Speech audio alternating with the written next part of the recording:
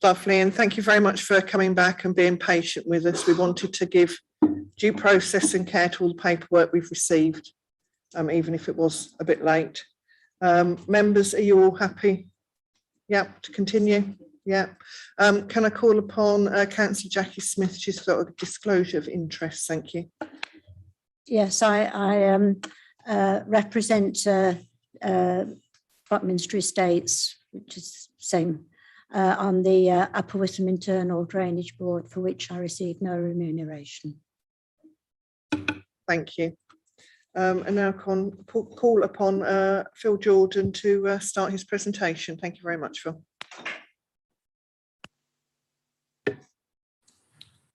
Thank you, Madam Chairman, and good afternoon, members. So the only item on Planning Committee today is application S17-2155. I won't read the full description of development out, but it's there on the screen for everyone to see, and I've got a slide later on that goes through the application proposal.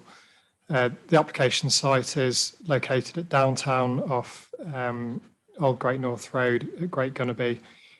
I'm Phil Jordan, Principal Planning Officer.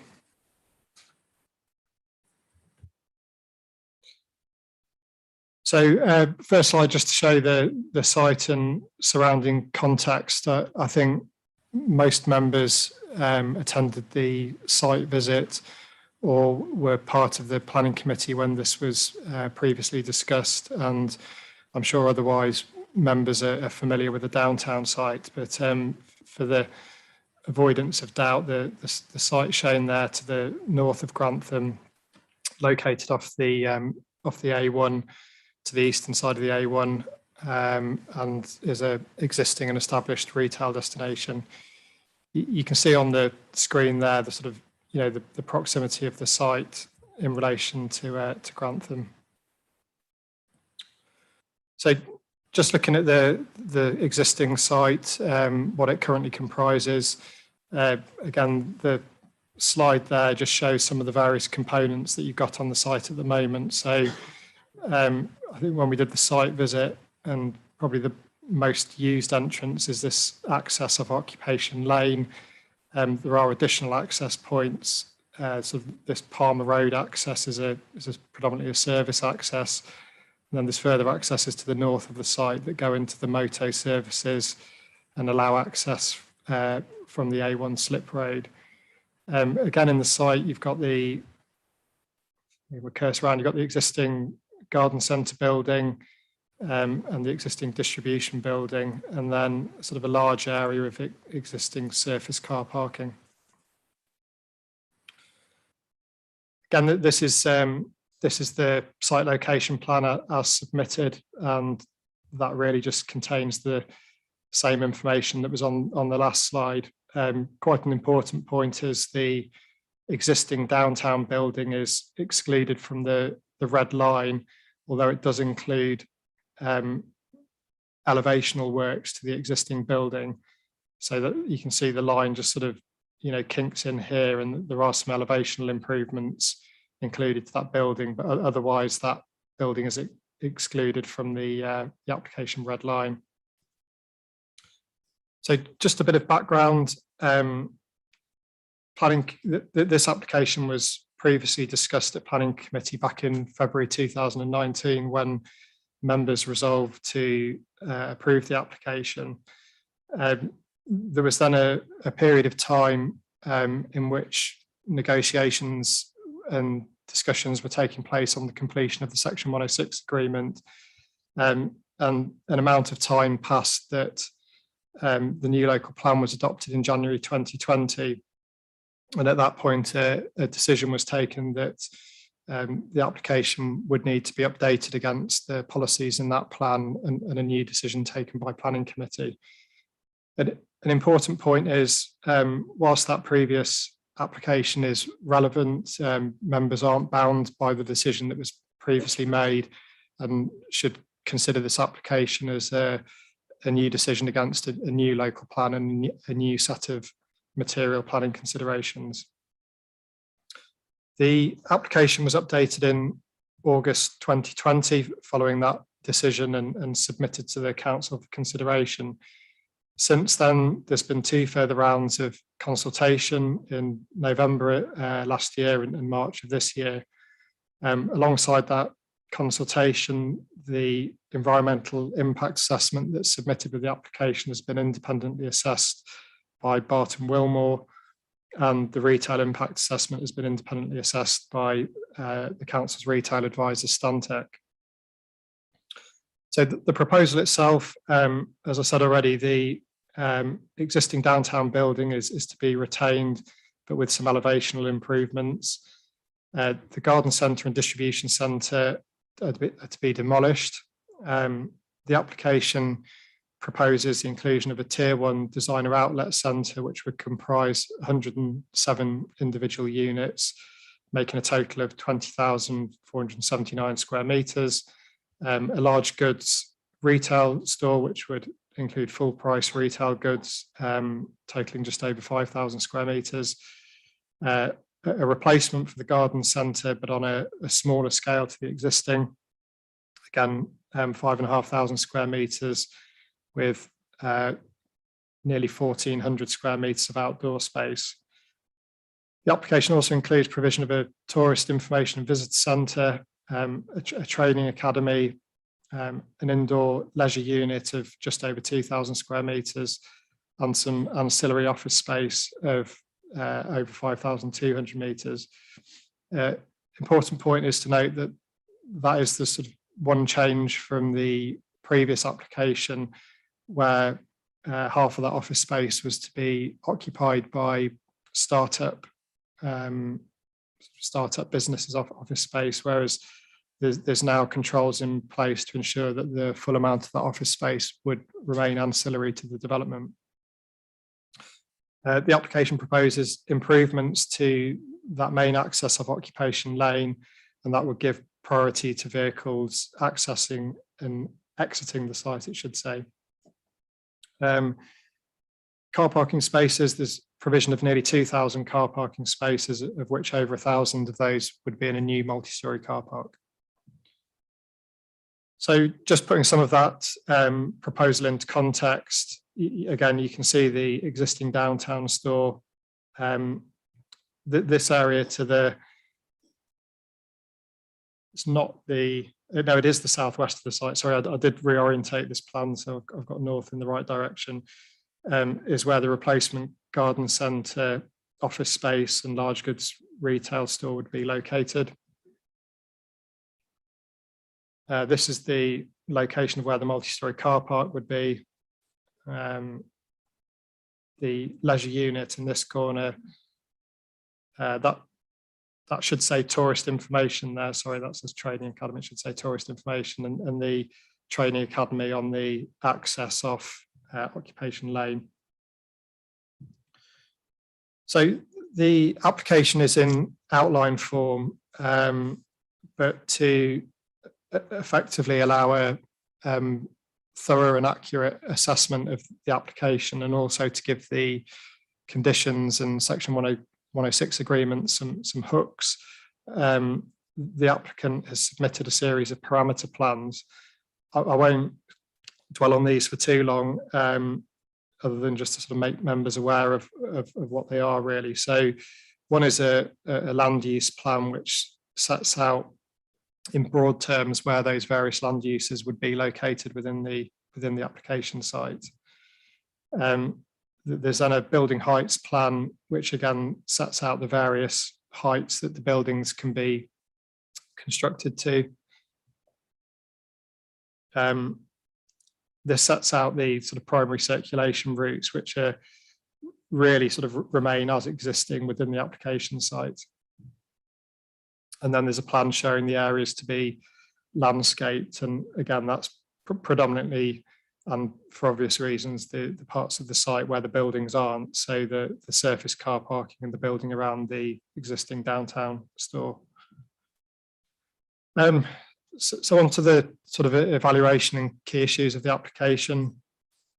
They're listed on the screen there. So the key issues, and as always, the detail of all of this is in the main report and additional items paper.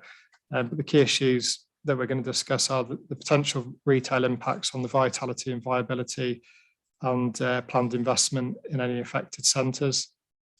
Any cumulative retail impacts alongside the Rioja Designer Outlet Centre, and also any additional committed retail developments. Socioeconomic considerations, land scale and visual impact, transport and access, sort of a bit of a broad catch-all there, but environmental considerations. And then I'll just go through some of the mitigation and controls that are to be secured by a planning condition and or Section 106 agreement. So in terms of principle, the site is a brownfield site. It's an established retail destination. There's been a retailer there since the early 90s.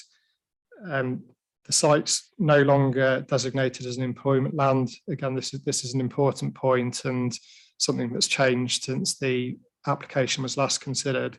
The site no longer has a, it's part of an employment, it's not part of an employment designation in the local plan, but was recognised through the local plan process of having an established retail use.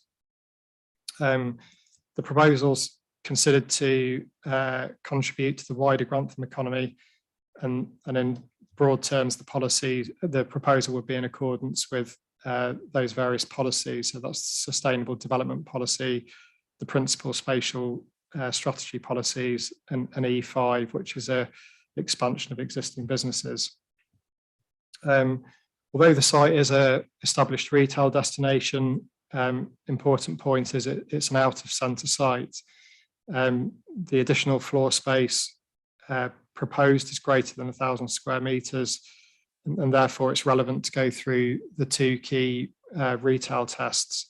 The first of those, which are set out in both local plan policy GR4, which is the Grantham Town Centre policy, and then various paragraphs within the National Planning Policy Framework. The first of those tests is a sequential test, and the second is the need for a retail impact assessment.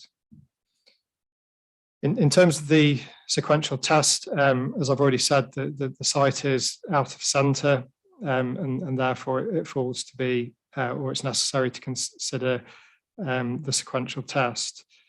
Effectively, what the sequential test seeks to do is give preference to sequentially preferable sites, so that means sites that are closer or better accessible or better connected to the town centre.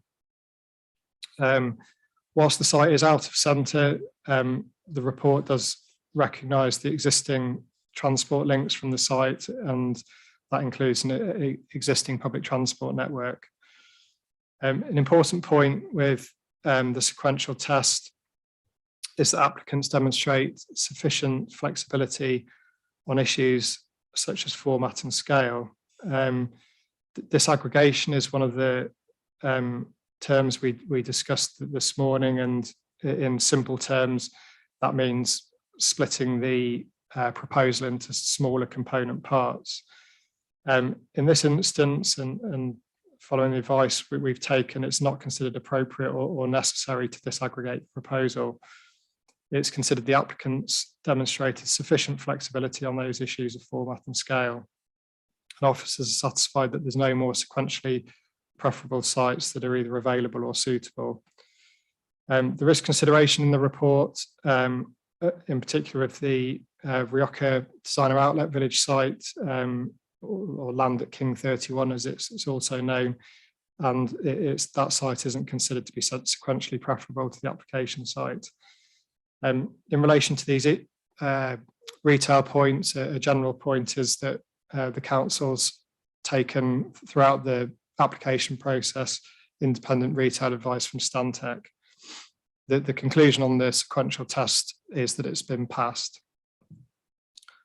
In terms of retail impact, again, the relevant policies of the Grantham Town Centre policy and various paragraphs in the National Planning Policy Framework. The application proposal is clearly greater than 1,000 square metres, and therefore it's necessary to go through that impact test. There's two key parts to that impact test that members need to be aware of. The first is on committed and planned investment in centres. And again, it's important. It's not just the closest centre, it's any affected centres or any centres that would be affected by the proposal. And then the second part of that test is the impact on the vitality and viability of those centres, effectively, you know, the health of those town centres or the centres that are affected. So the applicant submitted an updated retail impact assessment in August 2020, and members will be aware, and having read through that additional items paper and the objections appended to the main report, there's been some significant objection in terms of the robustness of that updated assessment and the predicted impacts that would arise from it. The health of the centres is another sort of part of that assessment. That's effectively the baseline position that we're considering. You know, how healthy are the centres at the current time? And again, the detail of that's set out in the main report. But the important point is there are a range of factors to consider when making that assessment that are derived and set out in the planning practice guidance notes. Again, on these retail impact assessment points, the council's taken independent retail advice from Stantec, and officers agree with the conclusions that are set out in the applicant's retail impact assessment, and that follows the advice from Stantec.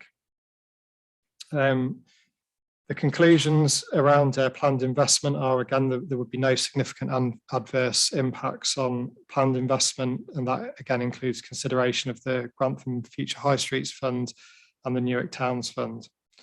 In terms of vitality and viability, again, the conclusion is to be no significant adverse impacts from the proposal on any affected centre, subject to the conditions and planning obligations that are recommended. So, sorry, I will just go back and just make one point in terms of retail impact, sort of partly alluded to before. It's an important point when considering that retail impact is the consideration of the cumulative impact. And so in this instance, the advice from Stantec was to include the committed site and permission at Rioja, and consider the eventuality of both the downtown scheme and the Rioja scheme getting built out. And that's also been considered alongside the development at the Maltings in Newark. There's obviously different scenarios that could play out, and some of those are covered in the main committee report. The advice has been throughout that it's unlikely you would have two tier one centres in such close proximity. However, for the purposes of retail impact testing, that position was considered, or that scenario was considered as effectively a worst case option.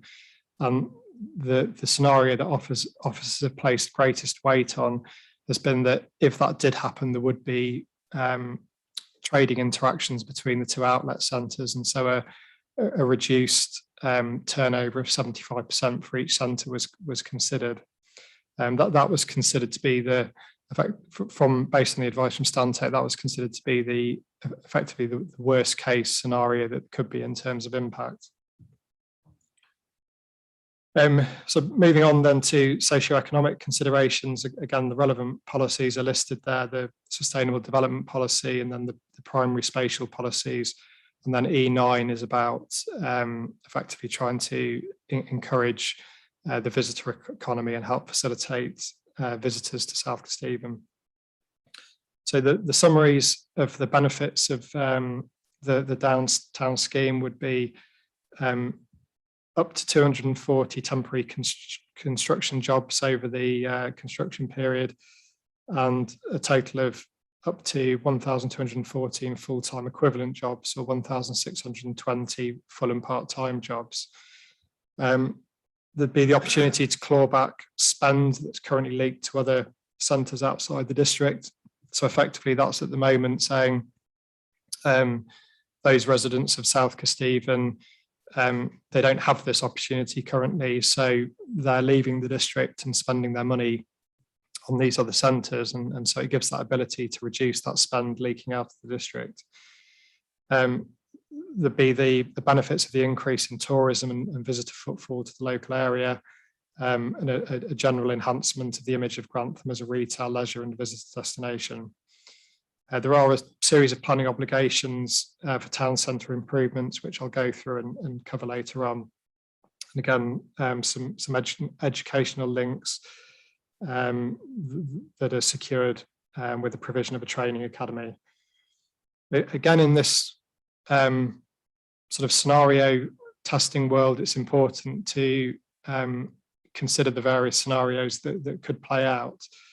And in that eventuality where only one of the proposals did come forward in reality, the officer assessment on that basis is that the benefits of the downtown scheme and the Rioja scheme are broadly comparable, and so one would effectively replace the other, and the sort of the net benefits would be the same. Clearly, in other scenarios, the cumulative benefit, if you did have both of these stores built, would be higher than the individual benefits of each scheme, but with that reduced trading capacity, it probably wouldn't be 100% plus 100%, but it's I think a difficult thing to model, where they would be both trading at 75%, and it may not have that linear relationship between the turnover and actually what the benefits were. But the important point is that in that scenario, the gross benefits, if you like, would be greater than those for the individual scheme. Going through into the rest of the report, in terms of landscape and visual impact, again, the relevant policies are set out there at the top of the screen. Important point, this is an outline application, but the assessment has been made against those parameter plans, which do have some indication in there in terms of scale. The full details would obviously need to be secured and assessed through a reserve matters application. Again, the environmental impact assessment was updated and assessed, and it was considered to be no significant adverse impact on the landscape. And further to that, there would be opportunities for enhancement through a high quality landscaping scheme, which would be necessary as part of a reserve matters application. The summary and conclusion is that the proposal would be in accordance with policy EM1 and the MPPF. So moving on to transport and access, again, the relevant policies detailed at the top. This is included in the updated environmental impact assessment, and as I've already said, there's been an independent assessment of that EIA from Barton Wilmore. We've had updated consultation responses from both the local highway authority LCC and Highways England, who don't object to the development subject to the imposition of suitable conditions. Part of those conditions secure the improved access off Occupation Lane, improvements to the B1174 and Belton Lane junction, and improvements to the A1, A52 East and West junctions. There is a requirement for a travel plan, and again, the aim and what's considered that would achieve is a reduction in vehicle traffic through the encouragement of cycling and other non-vehicular modes of transport. The car parking provision within the site is considered to be sufficient. And again, one of the Section 106 obligations that I'll discuss further is the enhancements to the existing bus service.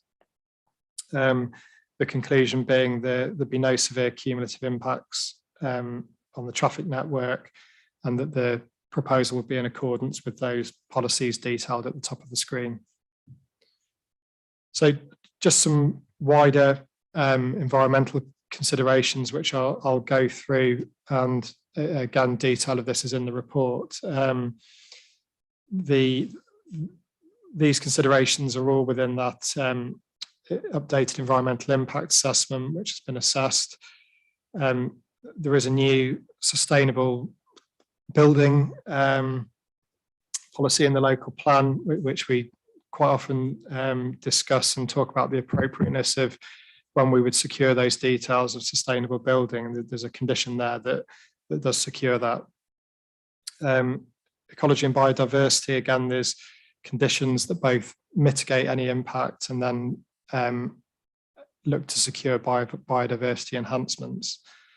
Conditions for both surface water and foul water drainage, and conditions or a condition for further ground investigations to take place. The impacts of sort of air quality, dust and odour are largely covered through the SUMP. I apologised earlier to someone for using acronyms. That's a Construction Environmental Management Plan. So that's a requirement by condition that covers off a number of things they would have to do during the construction period.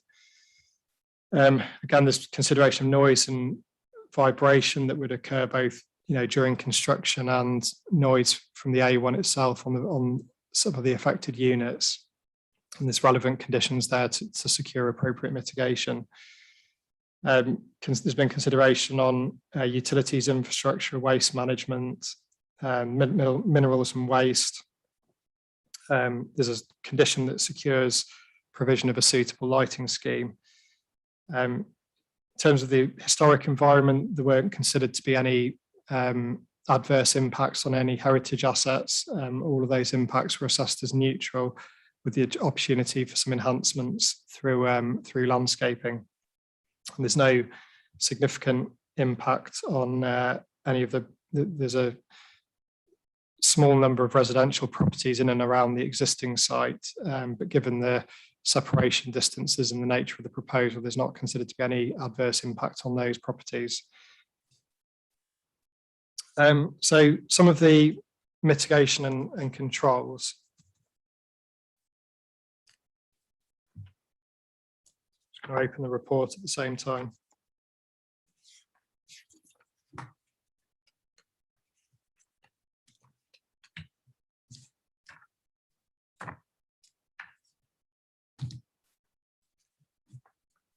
So if members want to follow as we're going through this, it's section 8.38 of the main committee report, which is on page 77. The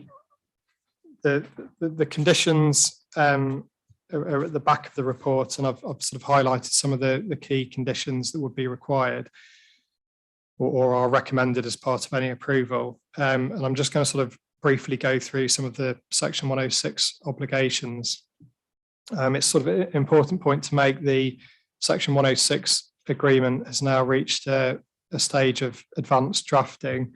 There are some minor drafting provisions to make, but so it's not at that stage where it's completely agreed, but I think it's fair to say the section 106 agreement has reached a advanced stage of drafting.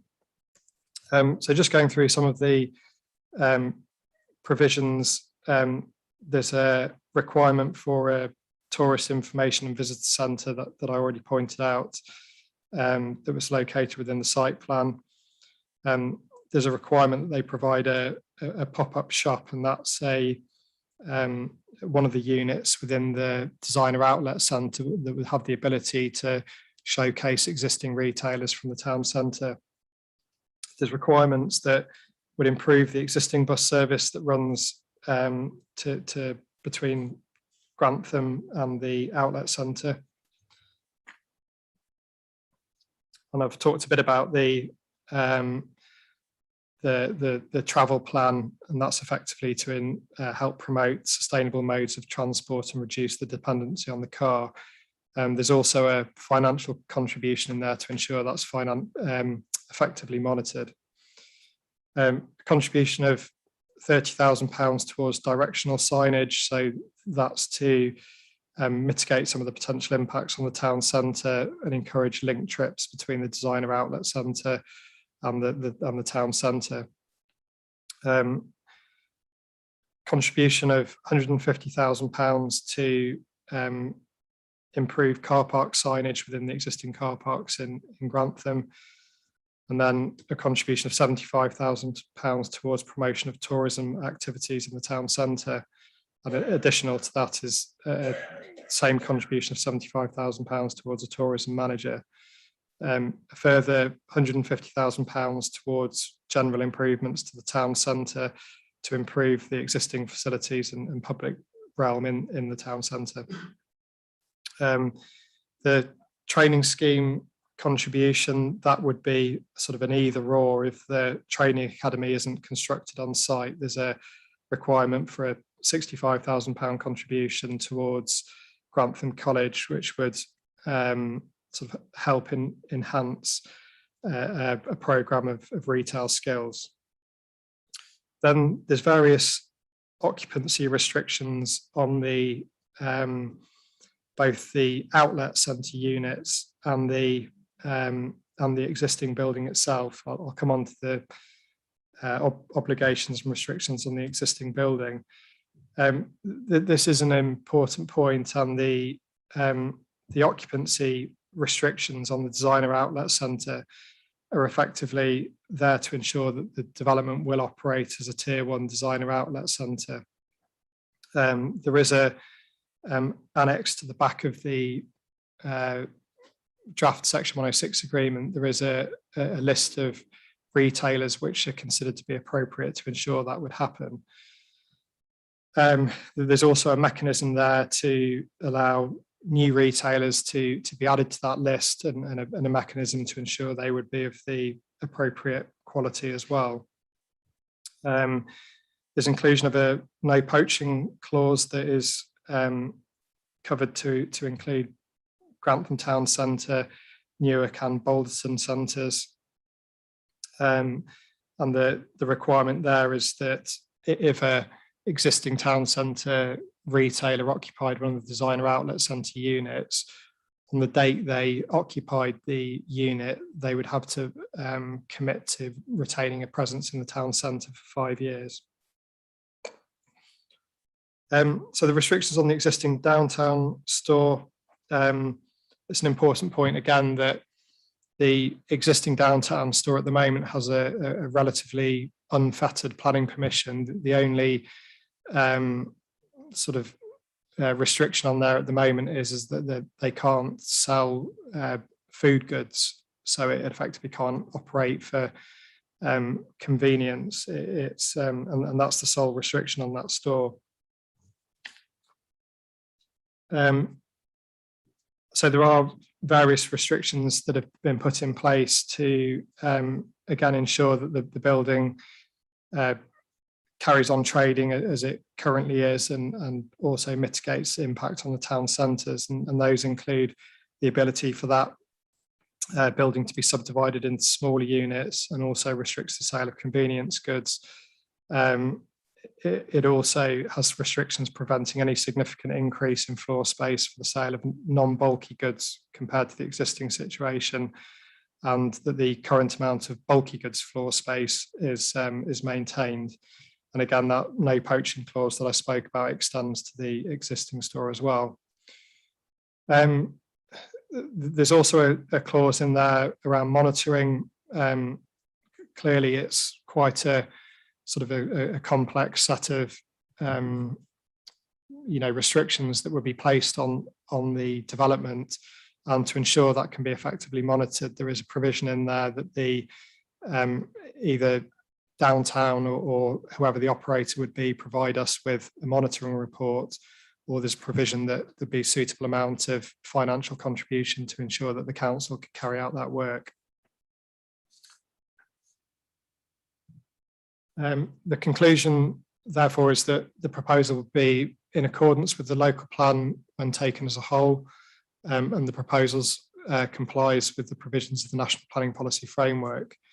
There's no material considerations of sufficient weight that would indicate otherwise, and therefore the application is recommended for approval, subject to conditions in the main report and the completion of a section 106 securing those obligations in section 8.38 that I've just run through. Thank you, Madam Chairman. That's the end of the presentation. Thank you very much, Phil, for a very good presentation. Now I will call on the speakers, please. And could we have Mark Toombs from NTR Planning, please, to speak first? Thank you, if you'd like to make your way.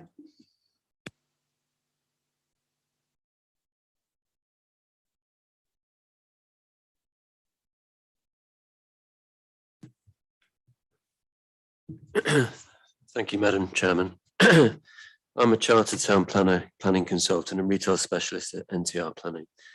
As the officer's report states, this is a major planning application which gives rise to complex issues that I hope members have been briefed on in advance in line with the creator's review. My professional opinion is that the analysis underlying the recommendation to grant is not sound and is therefore open to challenge. The data presented by the applicant and relied upon by officers is outdated and leads to false and understated conclusions. Our most fundamental concerns relate to retail impact, employment and planning obligations. Point 1, the applicant's health checks were carried out remotely and rely on data from 2018. Our assessment submitted to the council in April shows that Grantham is in poor health and is more vulnerable to competition from downtown's proposal than you're being led to believe. Latest available data shows that the vacancy rate in Grantham at 20.29% is 50% higher than the applicant states. 2, national planning guidance requires that the year chosen to assess the cumulative impact of a proposal is no earlier than the second full calendar year of trading. Accordingly, the applicant's chosen year of 2025 is fundamentally incompatible with its 30-month build programme. This has the effect of artificially reducing the cumulative impact of the development. 3, Stantec consider that only one designer outlet will ultimately operate at Grantham. Therefore, a successful outlet at Downton would require that the employment opportunities brought by the implemented Grantham Designer Outlet Village, recognising your local plan as kickstarting a step change to the local economy, are not realised. If this is the case, then a decision to grant this application offers no meaningful net employment gain. 4, if both schemes are developed, they will be forced to compete. Officers consider that competition will reduce turnover of both schemes by 25%. That scenario would leave both schemes unviable and trigger a fight for survival. It is accepted that if downtown trades below Tier 1, it will compete directly with Grantham. 5, it is therefore vital that the planning obligations and conditions to the downtown outlets are strong enough to ensure that it cannot resort to trading below a Tier 1 level. Other designer outlets in the UK ensure this by requiring a critical mass of premium brands to operate. 6, for downtown, any combination of over 600 brands is permitted. 314 of those brands trade only at Tier 1 and Tier 4 designer outlets in the UK, and therefore the current Section 106 allows Downton to be exclusively occupied by those brands and trade as a Tier 3 or 4 outlet. I have to say that these issues have been repeatedly explained to officers, and they have months and in some cases years to remedy them. If approved, in order for downtown to succeed, our analysis predicts untold damage to Grantham Town Centre, as it will not trade as a Tier 1 designer outlet, but as a competing pseudo town centre. The risks associated with this scheme are too high, and I urge members to reject this application today. Thank you very much indeed. Thank you.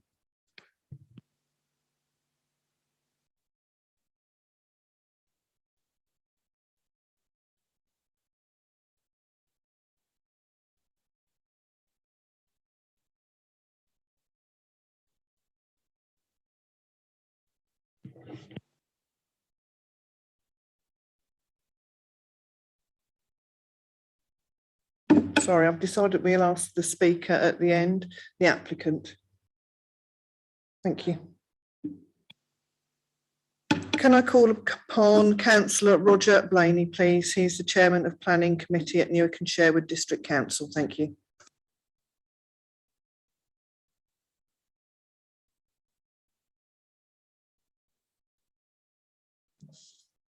Good afternoon, Madam Chairman. Good afternoon, members.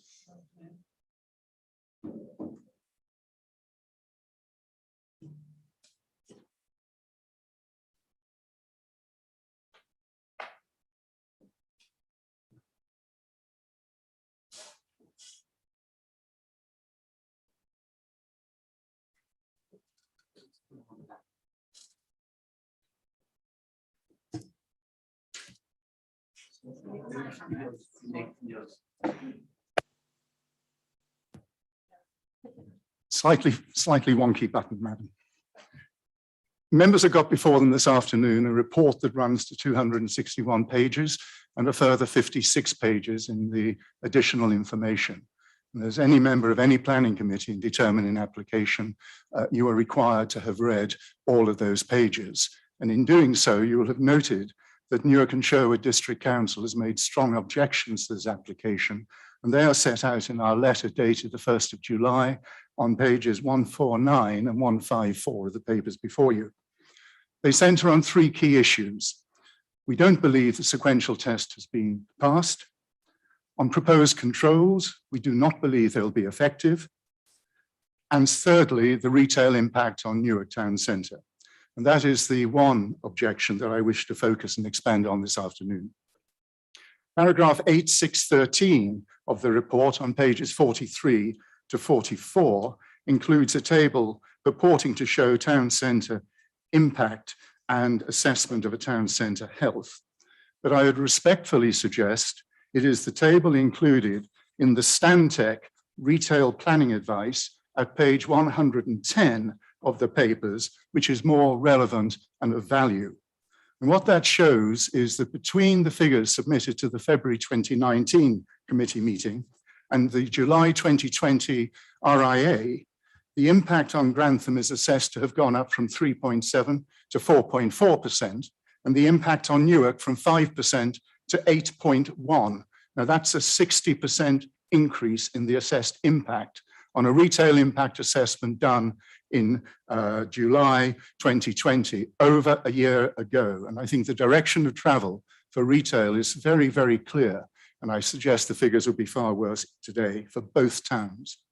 Indeed, on page 189 of your papers, NTR, on behalf of an objector, show that their assessed impact on Grantham is 7.24% and on Newark, 11.87%.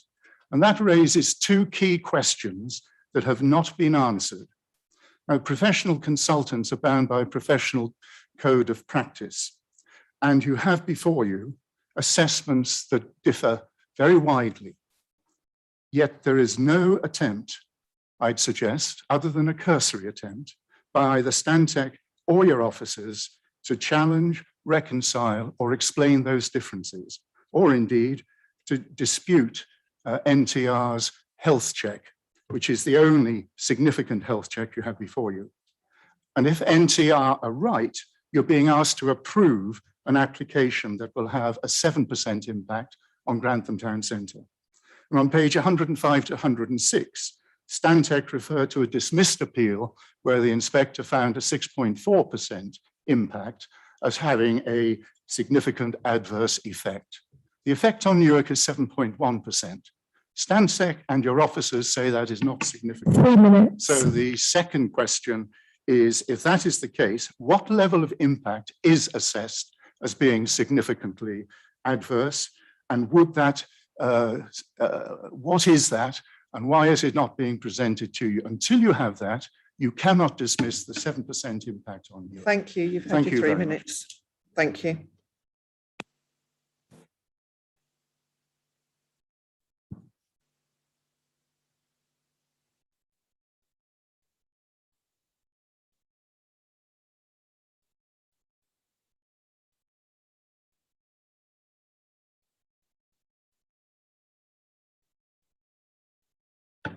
And next I call upon Peter Isaacs from Aldridge & Co Limited. Thank you.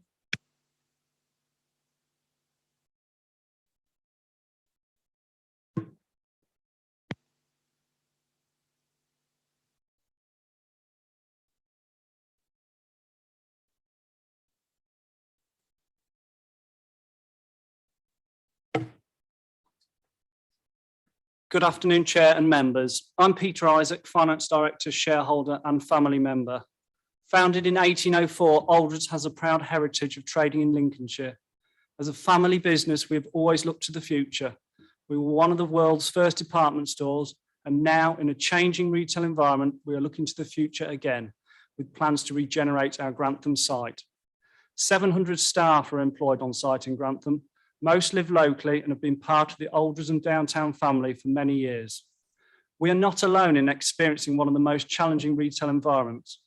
That is why this application for a designer outlet centre is so crucial, not only for our business, but all the people we employ, and because of the 1,620 jobs it will create.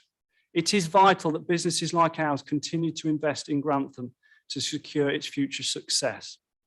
Our scheme has received significant support.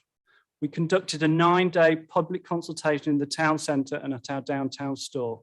Over 98% of respondents were supportive of the scheme, and the public exhibition space in our store remains to this day, and we continue to receive positive feedback. We support Grantham and Grantham Town Centre.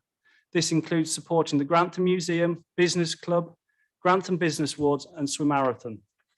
We are heavily involved in Gravity Fields, work with Inspire Plus and Grantham College, and for over a decade we have provided Christmas trees to Grantham Town Centre. It's fair to say that Grantham is important to us and we are important to Grantham. As a forward-thinking business, we have designed the scheme to minimise carbon generation and are aiming to generate energy from solar power and grey water harvesting. Electric charging points, significant tree planting, landscaping and noise reduction also form part of our proposal. We are building for the future. This is not a short-term plan, nor is it a speculative land deal. We will build and operate the development in partnership with Freeport Retail and work closely to support the town centre. And as a retailer on the site, we will have a vested interest in its long-term success and that of the wider district. This is a real opportunity to create a gateway to Grantham, generate 1,620 new jobs, protect existing employment and secure £125 million of investment.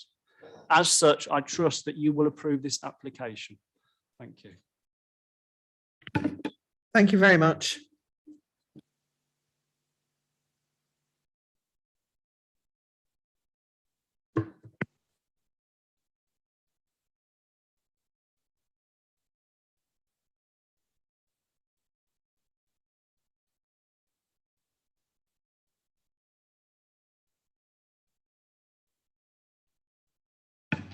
Thank you. And can I call upon Angela Smedley from Fisher German?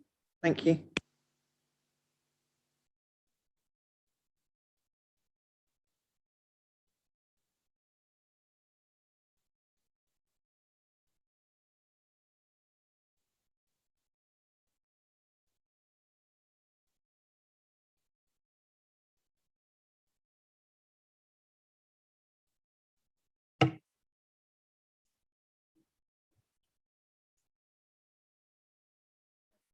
Thank you. Good afternoon, members.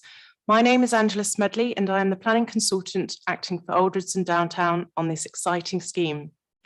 At the original planning committee, members voted in favour of the proposals set against the former development plan. As a result of the new local plan adoption last year, officers considered that the application should be returned to committee to be determined against the new policies. These new policies strengthen the application. Your council has retained expert retail, environmental and legal advisors to review the application pre and post local plan adoption. They, along with Paul Tucker QC, see no reason why the application should not be determined favourably. The site is sustainable and brownfield, so any environmental impacts are negligible. With key infrastructure already in place, the development can progress quickly, protecting 700 existing jobs and creating a further 1,620. The scheme will also increase tourism and visitor footfall to the area, enhancing the local economy with additional spending. A significant number of controls and restrictions that will protect the town centre have been agreed following extensive discussions with officers and the council's advisors. These include a restriction, meaning only premium retailers can occupy the designer outlet. In addition, retailers already located in Grantham, Newark and Balderton will not be able to occupy the outlet unless they stay in the town centre for at least 5 years. This clause also applies to the existing downtown store, which currently has open retail consent. Combined with other controls on floor space, types of goods sold, and subdividing the existing store, this clause restricts the future operation of the business. Your officers see this as a major added benefit in protecting the existing town centres and underlines Aldred's and Downtown's commitment to ensuring town centres continue to thrive.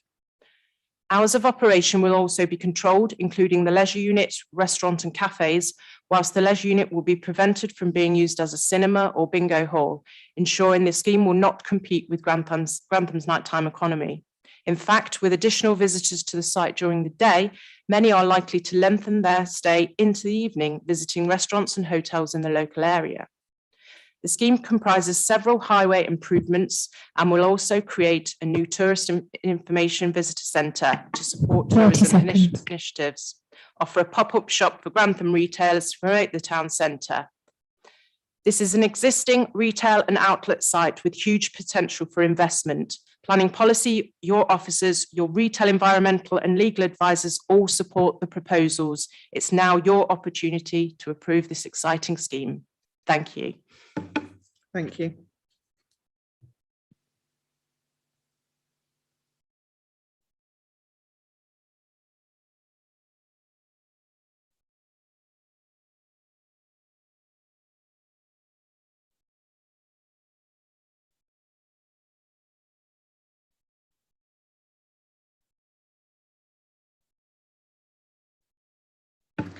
And could I call upon Ian Anderson of Lichfields? Thank you.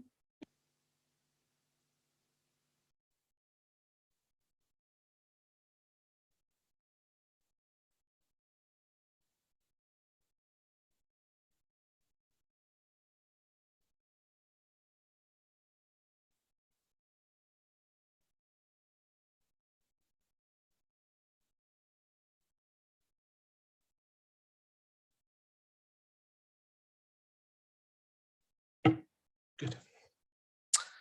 Chair, members of the Planning Committee. Good afternoon. My name is Ian Anderson, and I've been dealing with the retail policies and tests of the plan and the MPPF. Our updated retail assessment has been reviewed by Stantec, experts appointed independently by your council.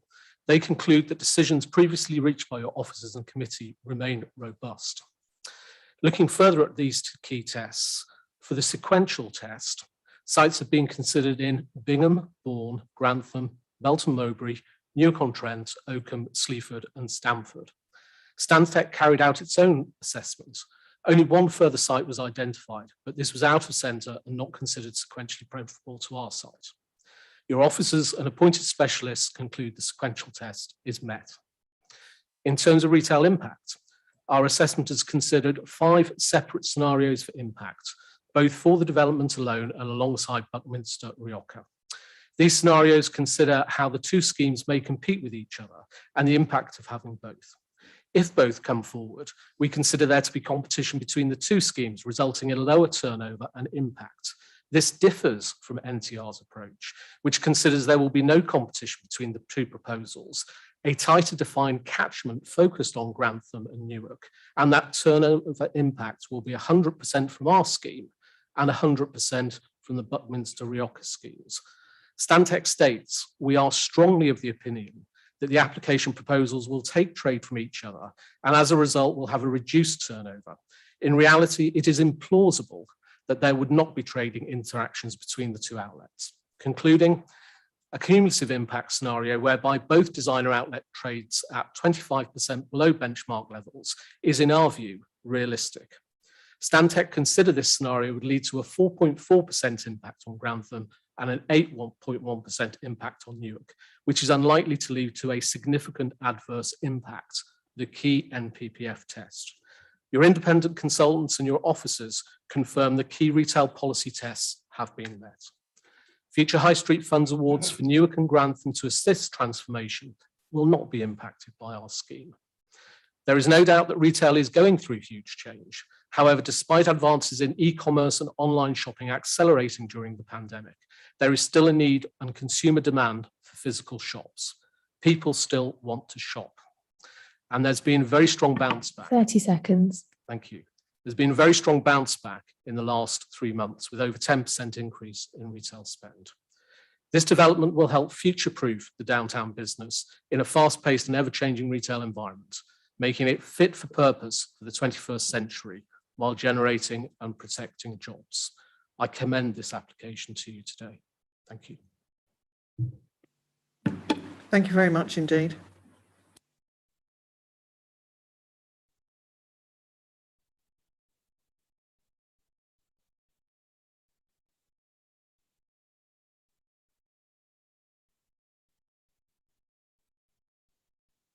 And next, can I call upon Gerard McKinney from Hub Transport Planning? Thank you.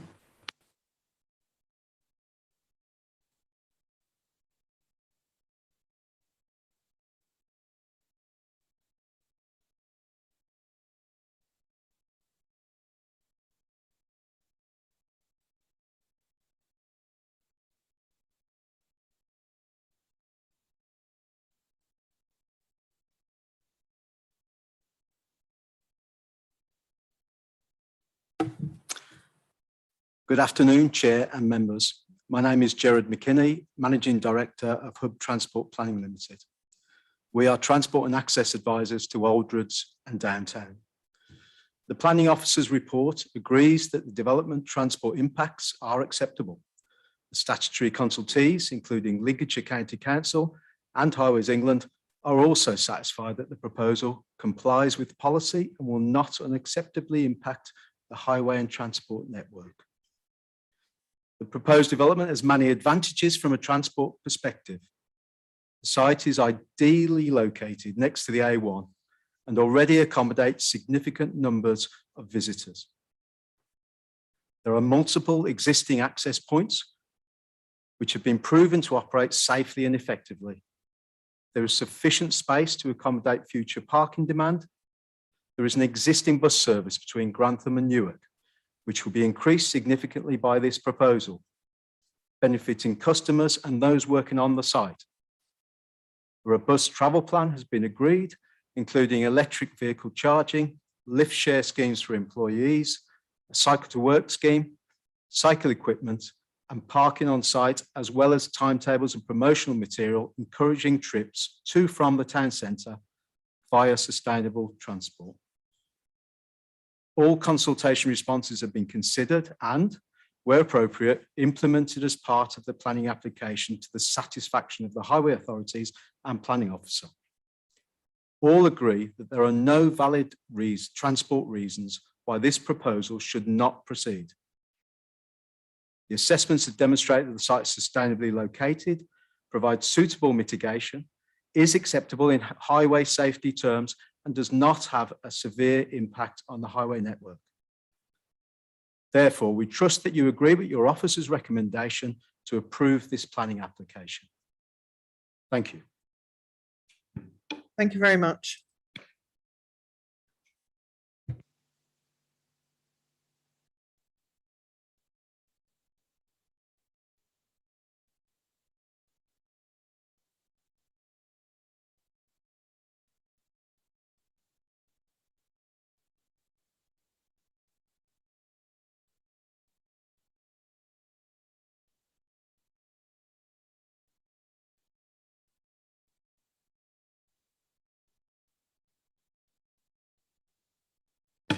Thank you. And can I call upon Leston Roberts, Freeport Retail, please?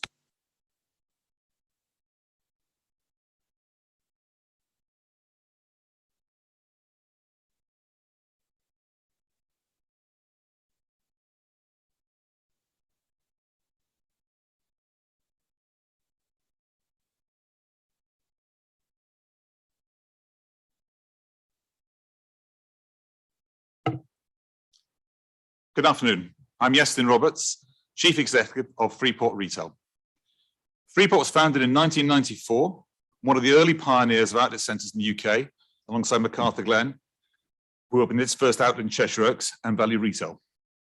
We are one of Europe's leading developers and operators of outlets, responsible for 17 trading outlets, totaling over 3 million square feet in 11 countries. Freeport has developed some of the most successful outlets in Europe, including the largest, Freeport Alcochete in Portugal. In May 2018, we opened one of the most successful new outlets at the Village near Lyon, France, I'm proud to say our centre won the prestigious MAPIC Outlets Award, the best new outlet in the world, a bit like winning an Oscar. Outlets have recovered remarkably well from the pandemic. Trading at our centres is around 20% up, like for like, and our competitors report similar numbers. Open air, village style shopping appeals to the customer in this changed environment. As a UK business, we're always keen to find high quality opportunities in the UK, but the UK market is relatively well served with good quality outlets covering most geographical areas. We firmly believe that downtown Grantham represents one of the last major strategic opportunities. We strongly believe in sustainable development and are delighted to be working to extend and improve an existing retail destination. The existing footfall of 2 million people per year will help rapidly launch the outlet and is often cited by potential tenants we're talking to. It's noteworthy that many retailers consider the downtown site to be significantly preferable to speculative greenfield development. The core brands for a tier 1 outlet are international, and we have strong relationships with all of them through our business. By way of illustration, Polo Ralph Lauren, Hugo Boss, Prada, Nike, Adidas, Armani, Levi's, Superdry, and many others are all current Freeport partners. We've already received multiple expressions of interest from tier 1 brands who are now looking for a chance to reshape their business. And it's worth considering something else. At this stage, there appears to be little progress with the Rioja project. After 3 years, with nothing to stop them developing, they've had a digger on site for a day, but no construction. And by a strange coincidence, a press release yesterday. That's it. No retailers, no outlet operator, no development partner. Where are they today? In conclusion, we are here because downtown is a fantastic opportunity for us to deliver a tier 1 outlet, complementary to the existing downtown retail offer. Downtown ticks all the boxes for us in terms of its geography, 30 infrastructure, seconds. brownfield status, sustainability, its well-established customer core. Downtown is a committed and capable partner with on-the-ground retail skills. We have the capability in retailer relationships.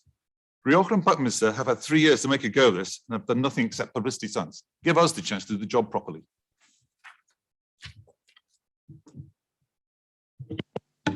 Thank you very much.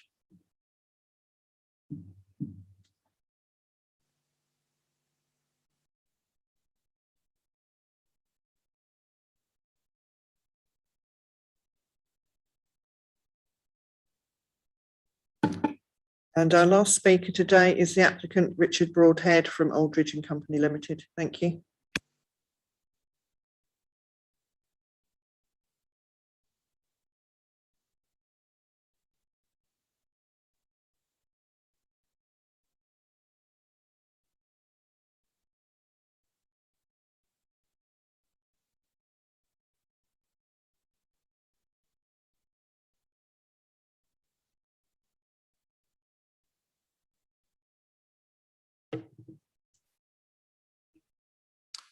Madam Chairman, committee, thank you very much for hearing our planning application today.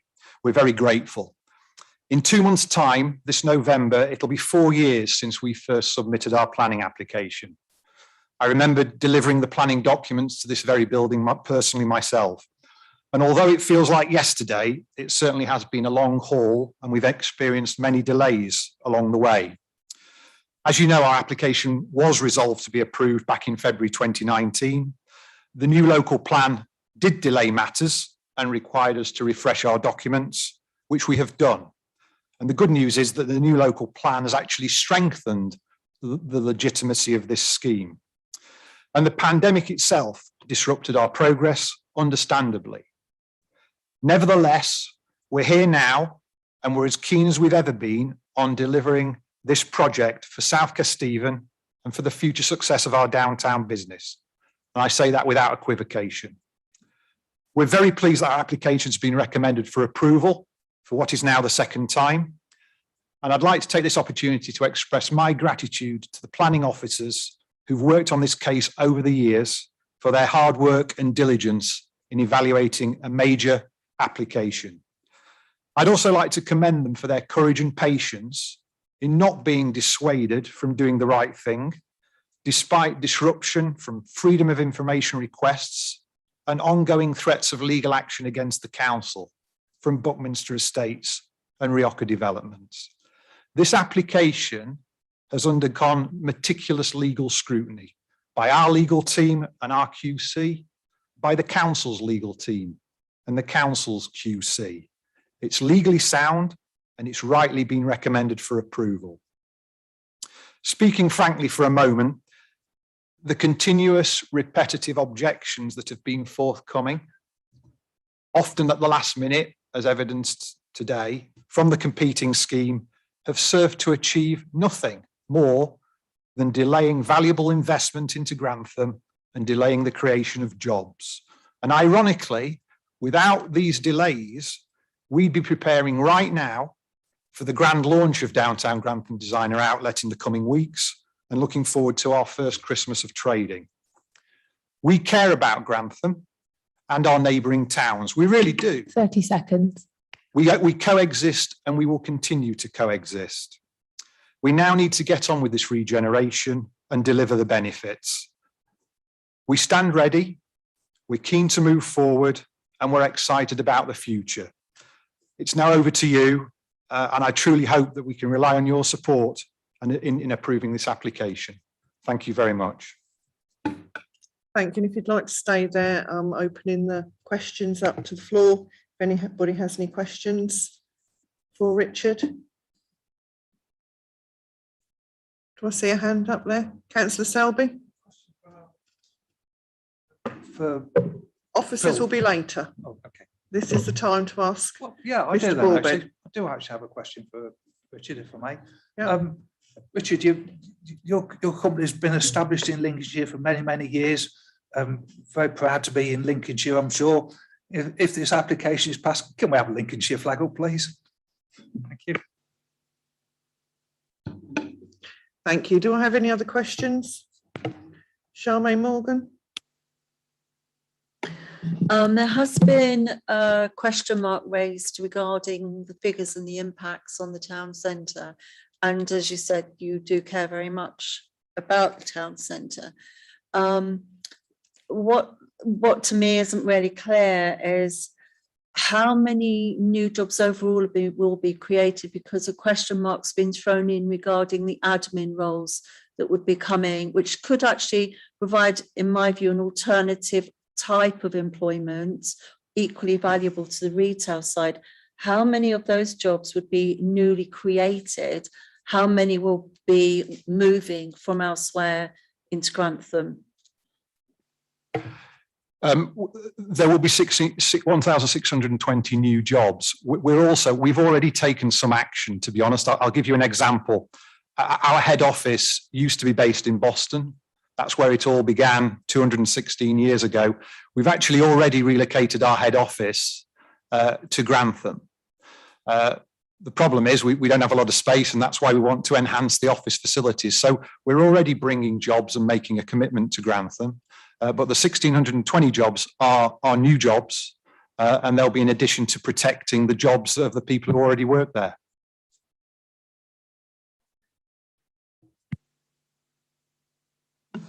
Keeping the Boundary Mill site as well as your new site, do you see any potential conflicts there and potential impacts overall on jobs? It's a good question, Councillor Morgan. We have a great relationship with Boundary Mill. We've worked in partnership for over 20 years. They obviously know that we're doing this or wanting to, and we'll work very strongly in partnership. There's no conflict at all. The fact that Boundary Mill is already part of the scheme enhances the overall offer. So we coexist already, and we'll carry on doing so. So there's no potential risk of that. We have a very long-term relationship with Boundary Mill. My question is regarding the training academy. If you do get permission, will that be built at the same time as the village?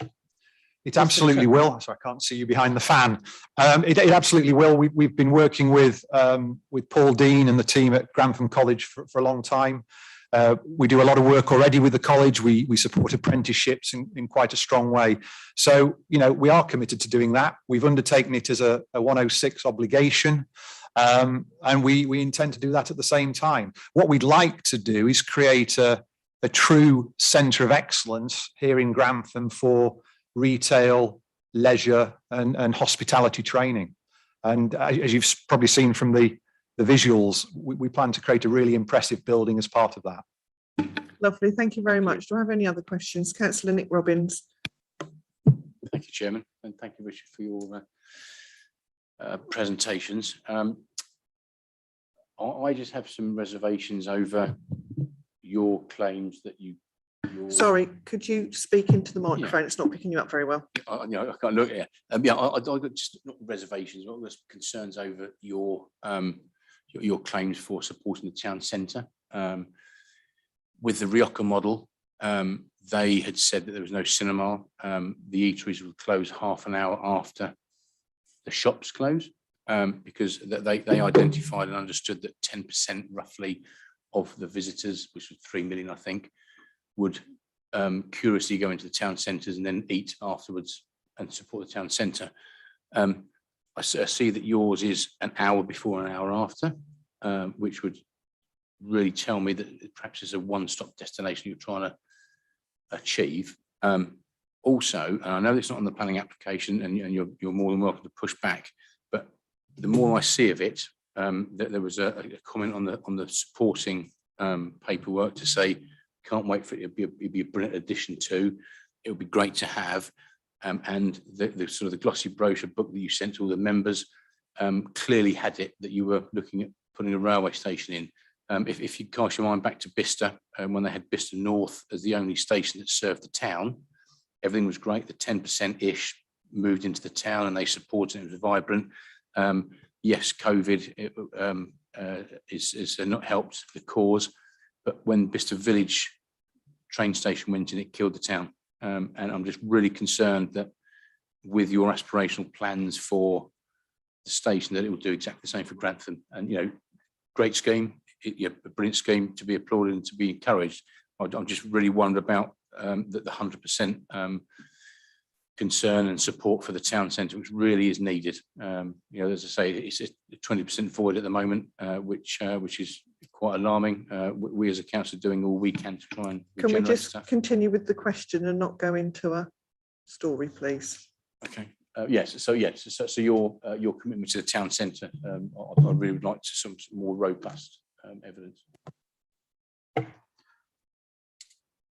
Thank you.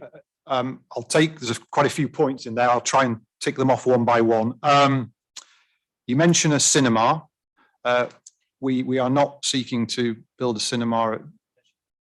The leisure unit is basically effectively and probably, we haven't designed it in detail, but it will be an indoor play facility for people who visit the site to relax. It's for visitors. When people go and visit a shopping centre, families need somewhere to decompress. So the leisure unit will be along those lines, an indoor soft play, effectively.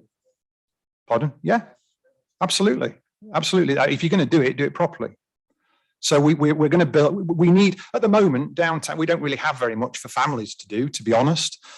We've been holding back installing things for families in the hope that we can get on with this. We don't really want to build something for families 2 years ago to knock it down and rebuild it. So that leisure, let me be really clear, that leisure unit is about indoor play for people who are shopping where they can take the kids.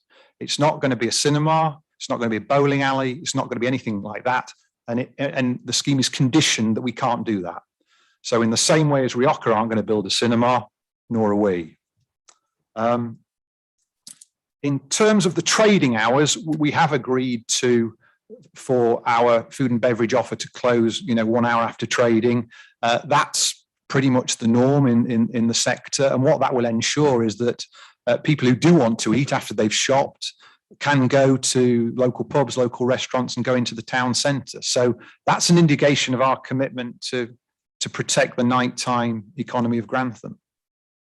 That's what that condition is there for. I'll leave the railway station to the end.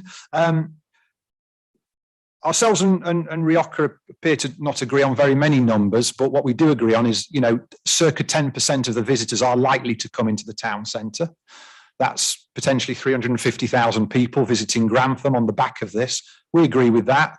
And as Peter said earlier, we already work extremely closely with the town centre, and we see no reason for that changing. We're looking forward to working closely with the town and continuing to do so. I mean, we're going to put money into building a tourist information centre on site to promote the town, to promote South Kesteven, to promote Newark.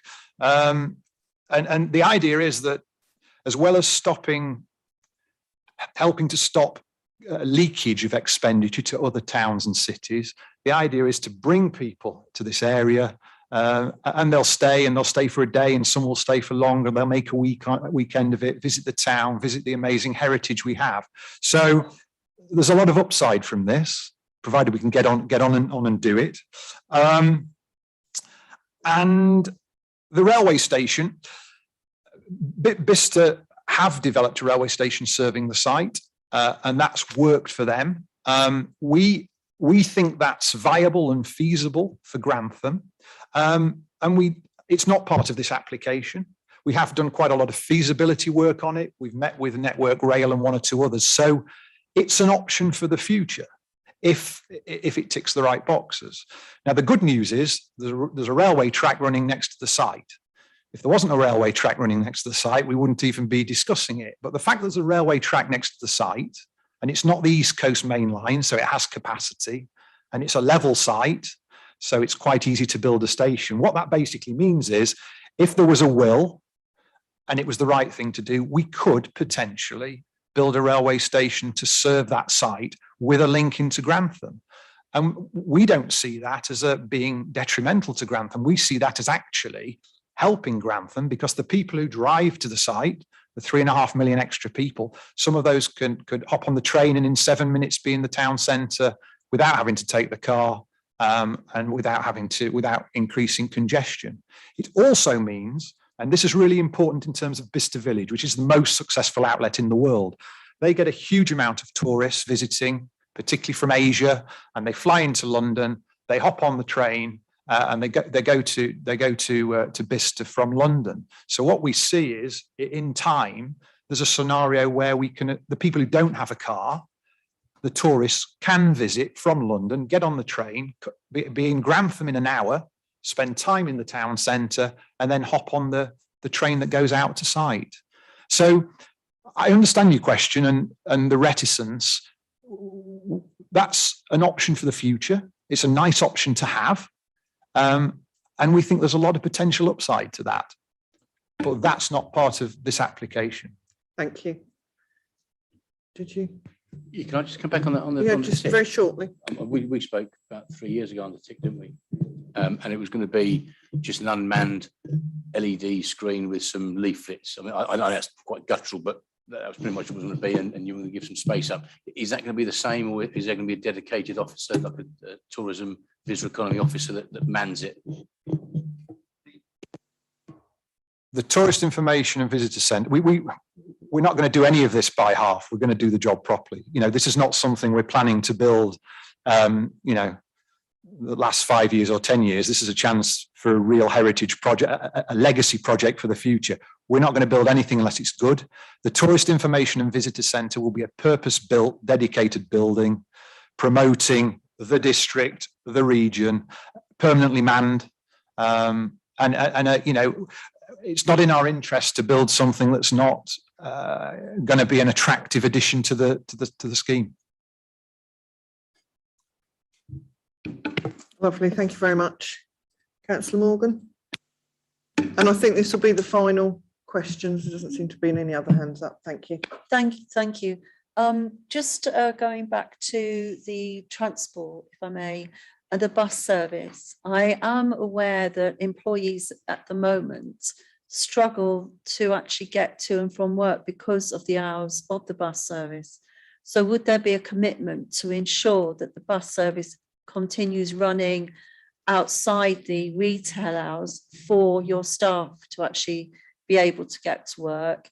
Would there be any form of subsidy with regards to the actual fees, charges for passengers? For example, have you considered a free transport into the town centre, for example?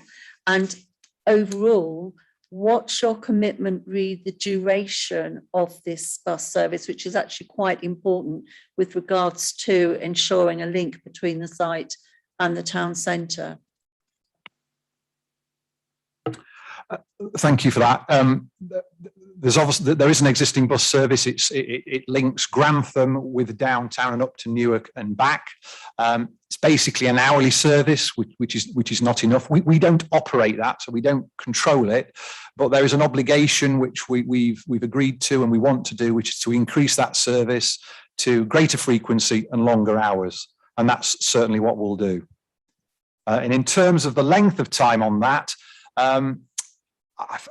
I mean, we're not intending for it not to be, effectively a permanent arrangement. And with the amount of visitors that we're expecting, it will be in our interest to do that. So, we see it as an ongoing arrangement, and it's a lucrative route for the bus company. And with the extra visitors, it'll be probably more sustainable than it currently is. So, that will carry on. We're committed to doing it. Thank you very much. And thank you, Richard, for answering those questions. We'll now take a 15-minute comfort break and we will be back here at 22, please, on the dot. Thank you.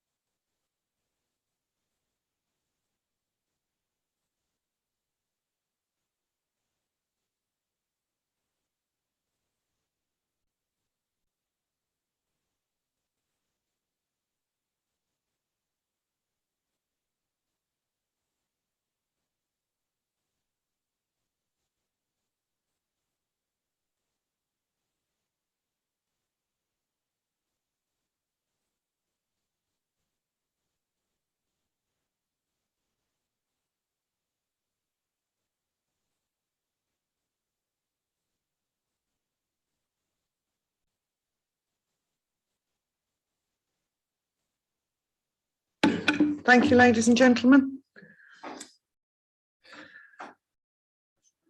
We will continue with questions to the officer. Thank you. Councillor Harish Bisnow Singh first, please. It will be just a quick and short questions to Phil. Phil, will it be possible under the policy inclusion that you put like SD1 and the SPs and all that, will it be possible to add RE ones, you know, with regards to possible generation? There's so many roofs there that could have energy, you know, solar panels there for energy generations. Thank you. Yeah, so the standard approach we've taken is we've got a pre-commencement condition for sustainable building, which would require the developer to submit a scheme showing how they comply with that policy in the local plan. And there are some prescriptive requirements in it to do with, you know, how they deal with things like sort of water and the provision of electric charging points, but otherwise it's for the applicant to demonstrate to us that they would seek to use sustainable building methods. So it's effectively that level of detail is secured by condition and would come at the same time as those reserved maths applications or certainly before they could commence development on the site. Will it be possible to include that when you come to it? Thank you. Sorry, yeah, there is a conditioning included. It was in the presentation, I referred to it. I can come back to you to point it out if you'd like, but there's certainly a condition in there around that sustainable building. Thank you, Councillor Selby. Madam Chairman, thank you very much indeed. My last question, by the way, Madam Chairman, was with the flag. It was an important question to do with identity, but this question is also equally important, far more important, to do with the potential customer base here in Grantham, which is, I suggest, is a fundamental point with this application.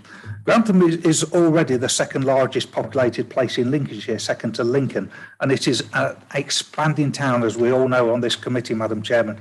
So, Chairman, a question to Phil. By the way, Phil, wonderful presentation. It took a lot of effort putting into that, so well done to you and your team with that. But the question is, within the next 5 to 10 years, how many new houses do you estimate, roughly, just roughly, will have been added to the Grantham area if you include the Manthorpe area, Barrowby, Poplar Farm, Spittlegate South area, and the Barracks area, if you wish to include that, which we don't know whether that's going to go ahead or not yet. So what percentage increase, just roughly, will this be to the population, please? Thank you. Thank you, Councillor Selby. Quite a difficult question to give some sort of precise figures on it, sort of on the hop, if you like. The local plan does have some ambitious housing growth targets for Grantham, and over the plan period, which goes up to 2036, the housing increase in Grantham is about 12,000. There are some sort of requirements for district-wide around how many of those should be delivered each year, and on a district-wide basis is 650. So the majority of growth is what the plan does seek to do is sort of focus growth on Grantham, but without, you know, committing to an exact figure. There will be some effectively significant growth, both in terms of housing and then off the back of that, population growth as well. Thank you. Councillor Charmaine Morgan. Thank you. First of all, I'd just like to refer to one of the conditions, 9 on page 83, and it's regarding the potential light pollution. Is there any way that we could add, whether, I don't know if it's necessary to add it to the wording, but certainly make a note that recent evidence is showing that certain types of lighting are severely impacting on biodiversity, insect populations. So to ensure whatever lighting is used, that it has a minimal impact. If we could put, if you could somehow put that in or make a note regarding that, please. It does say on C, measures to minimise light pollution. Does that not suffice? Well, not necessarily, no, because it's about the type of lighting rather than the amount of lighting. It's only very new evidence that's come to light.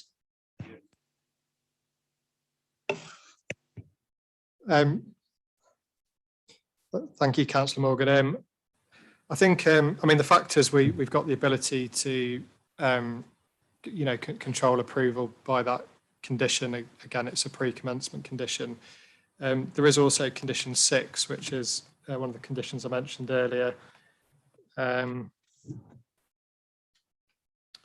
I've got the wrong number there. There's a condition that requires submission of a biodiversity enhancement plan as well.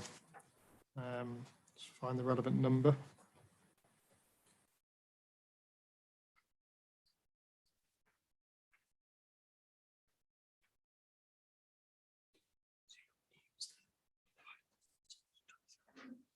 Yeah, sorry. So condition 23, that's the, again, pre-commencement and requires a scheme of biodiversity mitigation and enhancement. So effectively those two sets of details would be considered at the same time, or they would have to be considered pre-commencement. And so if there was, light that would unduly impact or adversely impact on biodiversity, then we'd have the ability to control that. But happy to add a note if that would help as well.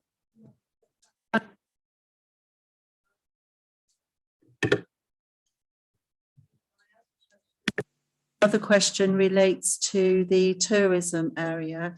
There's not that much said about what that will actually contain, and I think we had more about that today actually from our speaker. The Civic Society has expressed a desire to actually attract people into the town centre and the historic buildings and, for example, the church, etc. Is there any way we can ensure that, in effect, what we don't end up with is a tourist centre out of town, which actually would not achieve that? Something for signposting to the town is one thing, but that could, from what I've just heard, new building, member of staff, to me, that's beginning to sound like a lot more than that. Now, that could potentially be welcome if we can't find a centre in the town, but that could equally compete with the town centre and drawing visitors into the town centre. So that would not be welcome. Thank you, Phil. But can I just remind members to ask questions through the chair, please? Thank you. Thank you. Yeah, I think it's the former of those two scenarios. If I've got the order right that you mentioned them in, the purpose of that tourist information centre is information, and it's to encourage visitors that would ordinarily just be coming to visit the designer outlet centre to sort of explore the wider area, including the town centre. So it would be the ability to promote heritage assets, other things going on in the town centre, as opposed to being a sort of a tourist destination in its own right. Thank you. Councillor David Bellamy. You're fine. Okay. Councillor Ashler Baxter then. Thank you, Chair. Some of us will be suffering, certainly I'm suffering a little bit of deja vu, having sat through the application the first time round. Can you tell us, please, in the public forum, or can the officer tell us, could you ask the officer, please, to explain the reasons why the last application ran into the sand or the mud, presumably over the 106 agreement, and can you also ask how confident are we that we can wrap up the 106? Should we decide to approve the application, how confident are we that we can wrap up the 106 agreement this time round and not have the same problem again? I wouldn't want to be here in another 4 years' time. Thank you. Thank you, Phil. Thank you, Councillor Baxter. I wasn't involved 2 years ago. I became involved with this application from about January this year. But my understanding is that at the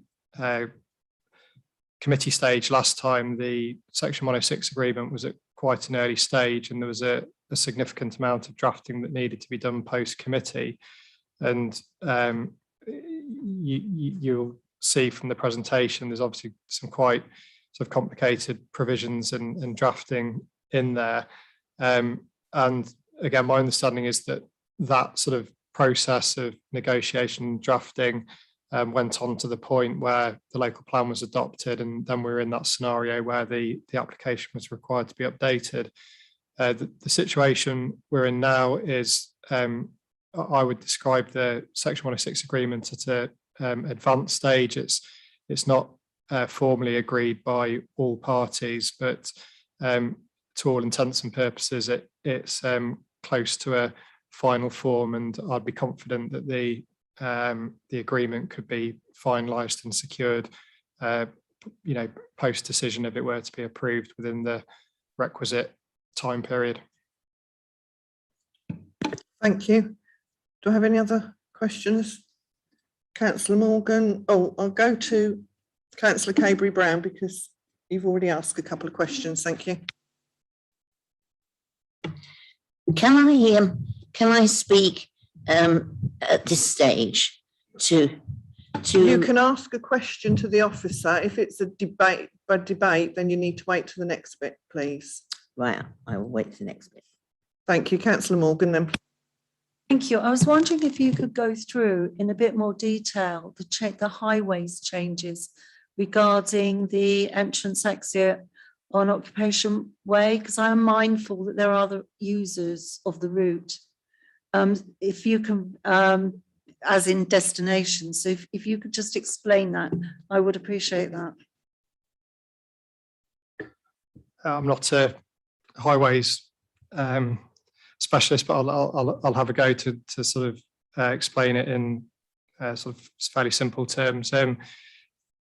What it would do is give priority to vehicles accessing and exiting the downtown designer outlet centre at that point. So if you follow effectively further down Occupation Lane, there's other businesses down there and then a service point into the back of the existing downtown site as well. And it would effectively mean that traffic coming from that direction would have to give way to traffic coming in and out of the downtown site. Thank you. Councillor Vishnu Singh, thank you. Thank you, Madam Chairman. Thank you, Keith, Phil. I would also go on from the answer with regards to the 106. Okay, I remember earlier I did ask you the questions about it, but what actually I just want a bit more certainty in terms of the completions. I mean, how certain are we that it will be, should it be approved today, that we should get the 106 agreement to be attached to the planning application? Same answer as before. I'm confident that that can be done within a matter of weeks. If not days, it is at an advanced stage of a very advanced stage of drafting. Thank you, Councillor Selby. Thank you, Madam Chairman. It's a question that I missed, should have asked earlier, and I've just looked at my notes, and I don't know whether Phil can answer this question or not. So through yourself, Madam Chairman. One of my bugbears, as you know, Madam Chairman, parking spaces. With the relation to the car parking, will these parking spaces be a little bit wider than what some of the local car parks have? We have bigger cars today, and dare I say, Madam Chairman, looking at myself as well, we have bigger people. I recently had a friend who had an altercation because she was a big lady. She said herself she was a big lady, and because she had to open the car wider and she couldn't get in, she was a large lady. She had this altercation. So it's an important point, Madam Chairman, because it encourages people to shop at a certain place if they know they're not going to get all this hassle when they get in a car park. And I'm sure you'll appreciate where I'm coming from with that question. Thank you. Thank you. Thank you, Councillor Selby. I understand the question, and having a young daughter, I get to park in the little ones that show a mummy and the little girl next to them. So I've got privilege in that respect. I think the answer is the detail of that would be secured by the reserve matters application. And again, it would be done in consultation with the local highway authority to ensure that those spaces were of the requisite size to meet all abilities. There would have to be a certain number of disability spaces, and the usual setup you see nowadays is those sort of parent and toddler spaces as well. Thank you. Councillor Judy Stevens. Yes, thank you, Chair. I just wondered, Phil, is there going to be a mechanism to monitor the relationship, should this application be passed, between the developer and the town centre management? So,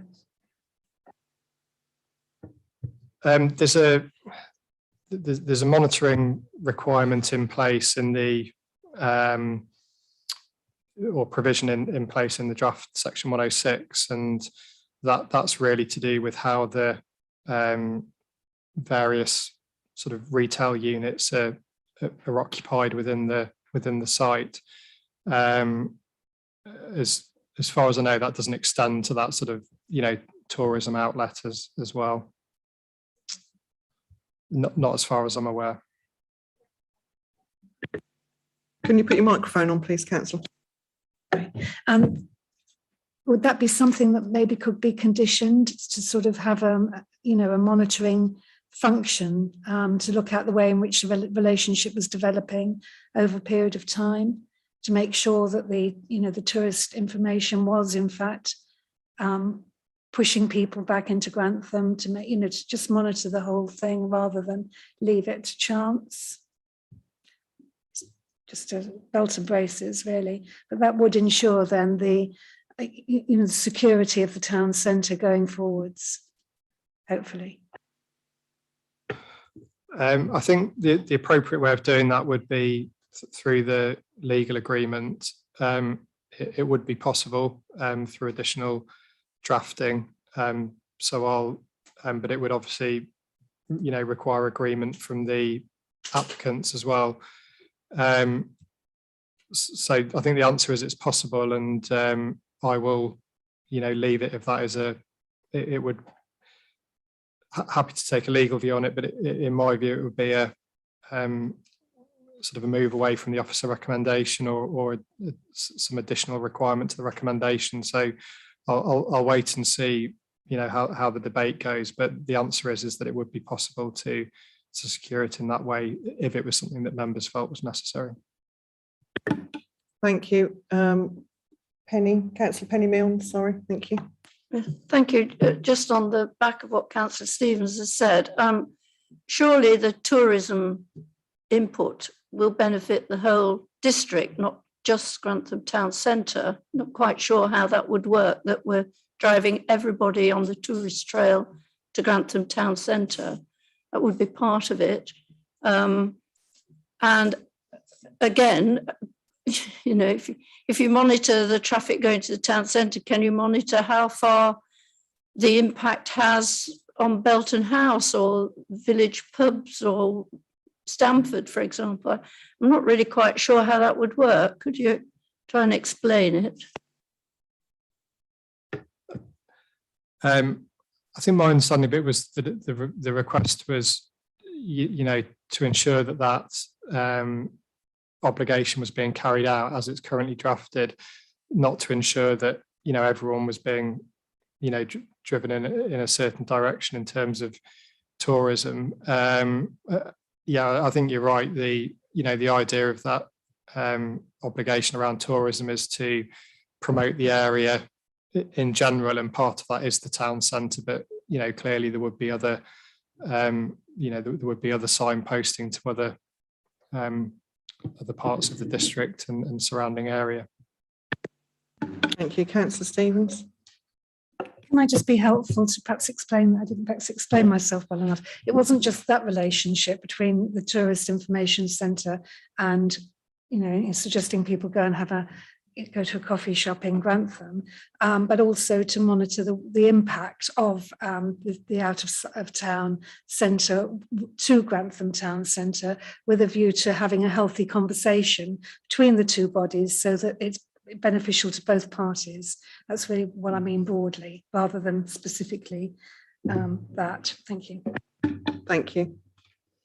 And Councillor Charmaine Morgan, thank you. Thank you very much, Chair. I note the Section 106 agreement includes a significant amount, 60,000, I believe, towards signage and parking.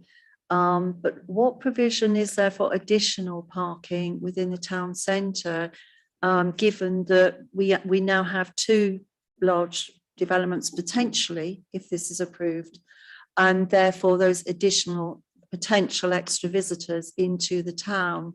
Where are they going to park? Do we have plans outstanding to provide those additional spaces, and have they come from Section 106 funding? So I think there's a provision in the Section 106 agreement for £150,000 towards town centre improvements and facilities in general. There's not any specific plan for that in terms of car parking provision. But I think that would be the sort of the appropriate control in there that exists in that respect. And hopefully going forward, all those people perhaps think about park and ride. Yeah, thank you. Do I have any other questions from anybody for the officers? Otherwise, we will go into debate. No, right, now we will go into debate. Thank you. Councillor Selby. Thank you very much indeed, Madam Chairman. And sorry, before you start, can I just say thank you very much, Phil, for all you've done. That was very well presented and everything. Thank you. Sorry, Councillor Selby, carry on. Thank you very much, Madam Chairman. You took the words out of my mouth, Madam Chairman. It was a wonderful presentation. Madam Chairman, this agenda, as we've all got, I was running out of Post-it notes. I really was. I've never seen an agenda like this for one item. I think an incredible amount of work has gone in. And as the councillor from Newark said, yeah, we need to read through it. And you've only got to look at this, Madam Chairman. It took some reading through. It took hours to get through for me personally. So, you know, I've had a darn good go at it, Madam Chairman. So on the back of that, first thing, I'm going to make a proposal as well, Madam Chairman, during this as well. First of all, say we should send a message out to the United Lincolnshire's Hospital Trust about this application if it's passed, because they need to consider the implications of it. Now, first of all, I'll talk about the. It says in the additional papers about the motivation of objectors. It's not a material planning consideration, it states. But I do find it interesting that when we get objections from Peterborough, Newark, Lincoln, Nottingham, I understand Buckminster and Rioja's objections. I really do understand where they're coming from. But when the others are objecting, that tells me, Madam Chairman, what a great application this is, and that's what I think. When I look at Bicester, it's difficult to compare this with Bicester. The infrastructure is totally different, but I bet the people of Bicester are happy with what they've got there. And their retail unit certainly puts Bicester on the map. And I suggest also that downtown put Grantham on the map, especially with their television adverts, which always say downtown Grantham. They don't say downtown just down the road from Newark or downtown Peterborough. They say downtown Grantham.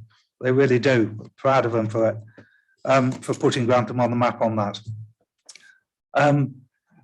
As I asked the question, Madam Chair, to do with the building of houses in Grantham, 12,000 houses. So how many people will that be? Probably 24,000. I don't know. People, a lot of people. You obviously get more than one person in a house, don't you?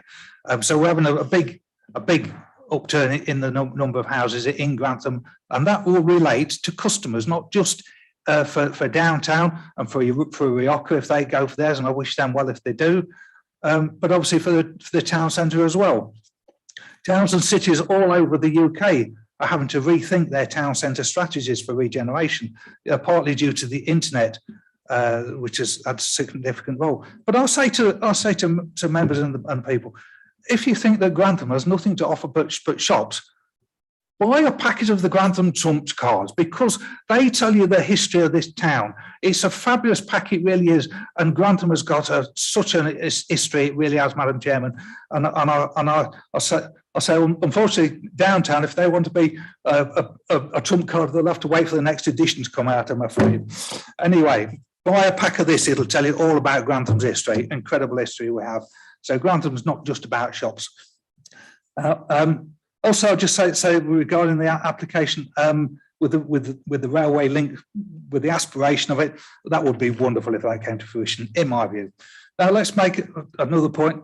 This is a brownfield site we're talking about, Madam Chairman, an important point. It's not a greenfield, it's not a fields, it's a brownfield site, and it needs making better use of. As we saw with the site visit, it's underused and it could be used so much better. So let's take that into consideration. Centrebus are fully supportive of this.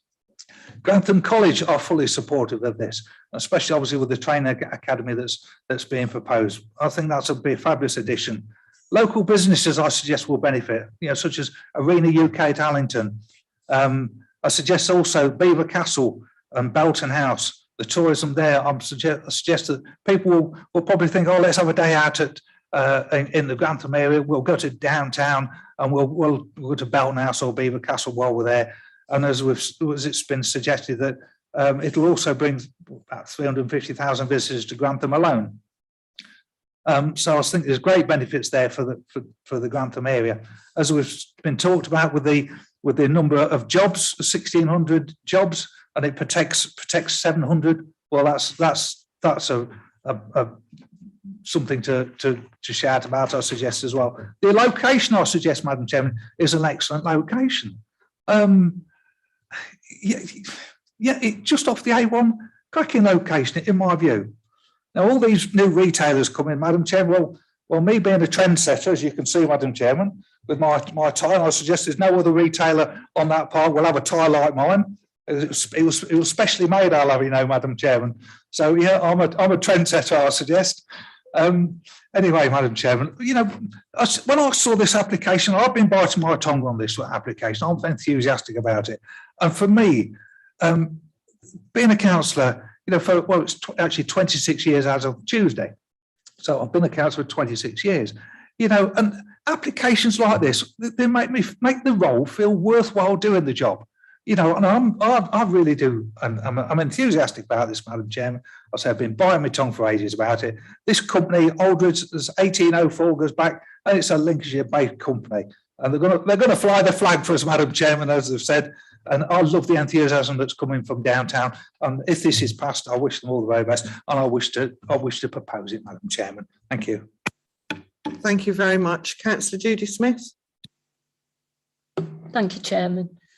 You've pipped me to the post there, Ian, several times, or Councillor Selby. Anyway, I would just like to second your proposition to approve this application. I would like to thank Phil Jordan for his excellent presentation this afternoon, and also other officers who have been working with Phil along the way. Thank you very much, Phil, and everybody. Thank you. I certainly would like to second Ian's proposal for approval of the application, that the application is approved conditionally and subject to a 106 agreement. I personally think that Team Downtown have all spoken from the heart this afternoon. They have told us of their commitment to Grantham and indeed to the surrounding area. And I think the way they are going, they deserve a lot of success. Thank you. Thank you, Councillor Smith. Councillor Charmaine Morgan, please. Thank you.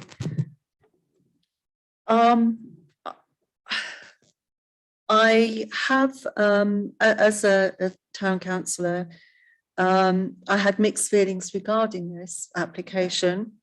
in fact, both of the large applications, because I have been approached by shopkeepers in the town centre. I'm regularly in the town centre, and I know a number of them have expressed concerns. But I do think that overall, what we need is to draw people to Grantham. And I think that's what they need. And I think that's what this will do. Both schemes argue will do that. My view regarding this scheme, I voted for it last time, and I'm going to vote for it again. And the reason is that I think Councillor Selby pointed out that it is actually an existing site. We have an existing employer who have stayed loyal to the town, despite going through significant difficult times with regards to the retail industry overall. And I think I'm kind of reminded of the fact that there was I as a downtown customer, so I should have declared that earlier, there was a wonderful Chinese lady who is a very, very, very regular customer to downtown. I've seen her, that's a bit worrying because it actually implies I am as well. But I've seen her at the till, and what to me really stood out was how kind the staff were to her. They had the time to spend with her, and it was clear that a human relationship had been built up, something you simply don't get on the internet. And we were talking earlier in previous meetings about the importance of mental health, etc. Retail isn't just about shopping, it's about human contact. And an awful lot of customers who go to downtown are actually older, they're retirees. And for them, that might be the only contact they have with other people. So to have this really important investment at this time, I think is a significant benefit, not only to Grantham, all the people who actually come to the site or can come in the future. So I'd like really to thank Downtown for its part in making people smile. Thank you. Thank you. And they're very nice words you've said. Thank you. Councillor Rosemary Cabery-Brown. Yes, thank you very much, Madam Chairman. I'd obviously like to support this 100%. I would actually have seconded it, but Judy got there first, and good for Judy.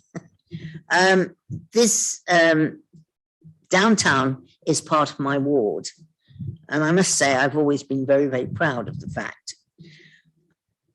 We are always being told in this chamber that as councillors, we represent all of South Kesteven. And in this application, I think that they are offering a shopping outlet that people as far away as the Deepings would really like to come to. And I think if there's eventually going to be a service of buses bringing people in and out, I think that would be fantastic. Because it's a day out, and you're quite right, Charmaine, when you say a lot of them are elderly. They fill their vehicle and come in and know they're going to get personal service, which is absolutely right.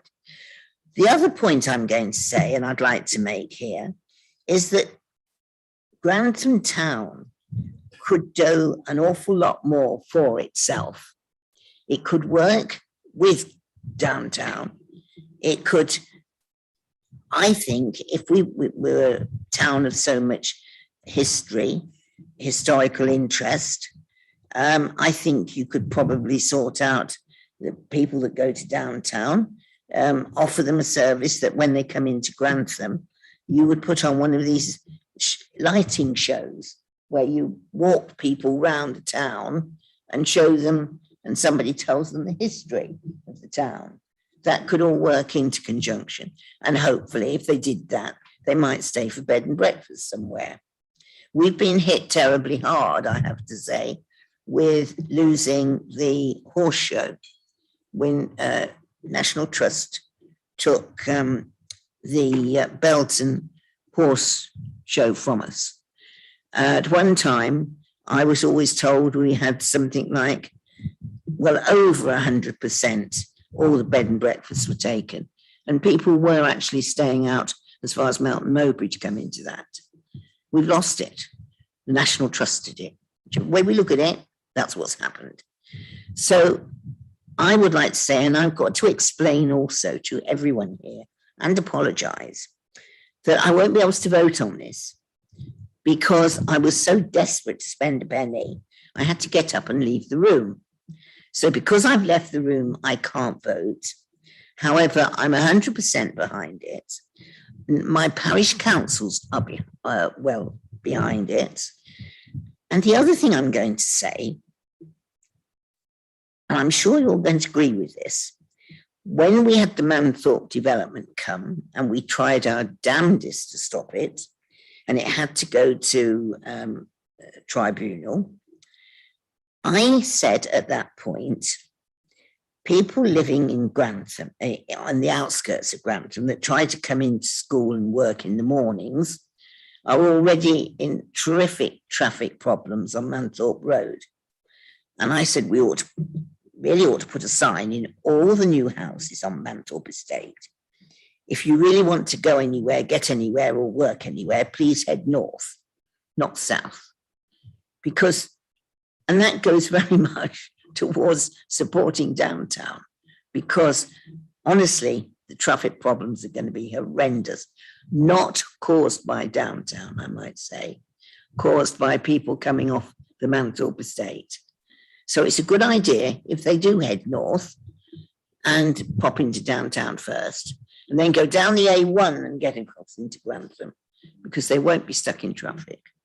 So I've told you I support it 100%.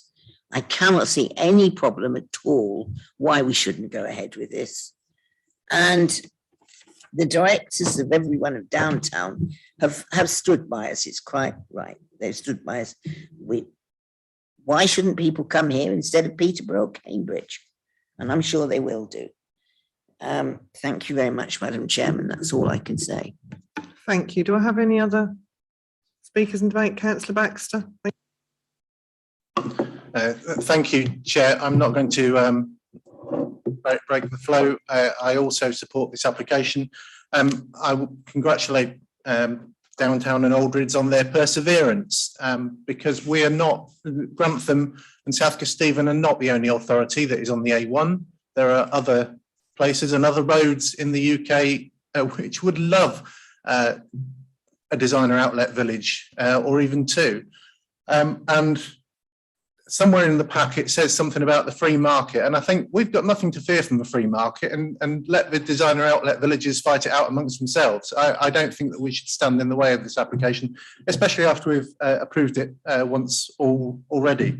So well done for keeping on with it. In response to the comments from the gentleman from Newark, I've just had a look at Newark, and I don't think Newark have got so much to be afraid of. When you look at Google Maps, Grantham is 10 miles away from 10 minutes away from Gonnaby Moor, and Newark is 20 minutes away from Gonnaby Moor. It's perfectly possible that someone could come to visit Newark, maybe even from as far away as the Deepings or even beyond. People might come to this outlet village and also to Newark, where I read with interest that Newark, one of the features that Newark have recently done is to do with Irene Sendler. They've put up a statue of an astonishing historic woman, and that's maybe something that Grantham should consider in the future. With that light-hearted remark, I'd certainly support my colleagues in wanting to approve this application. Thank you, Councillor Baxter. Councillor Penny-Milnes. Well, I totally concur with what everybody has said here this afternoon. I think it's a very good application. I do like to thank Phil and the planning team for all this hard work and in presenting us with this massive tome we've had to look through. It's obviously taken a lot of effort to get this right. And that often is the way to success, to get all these Section 106 agreements correct.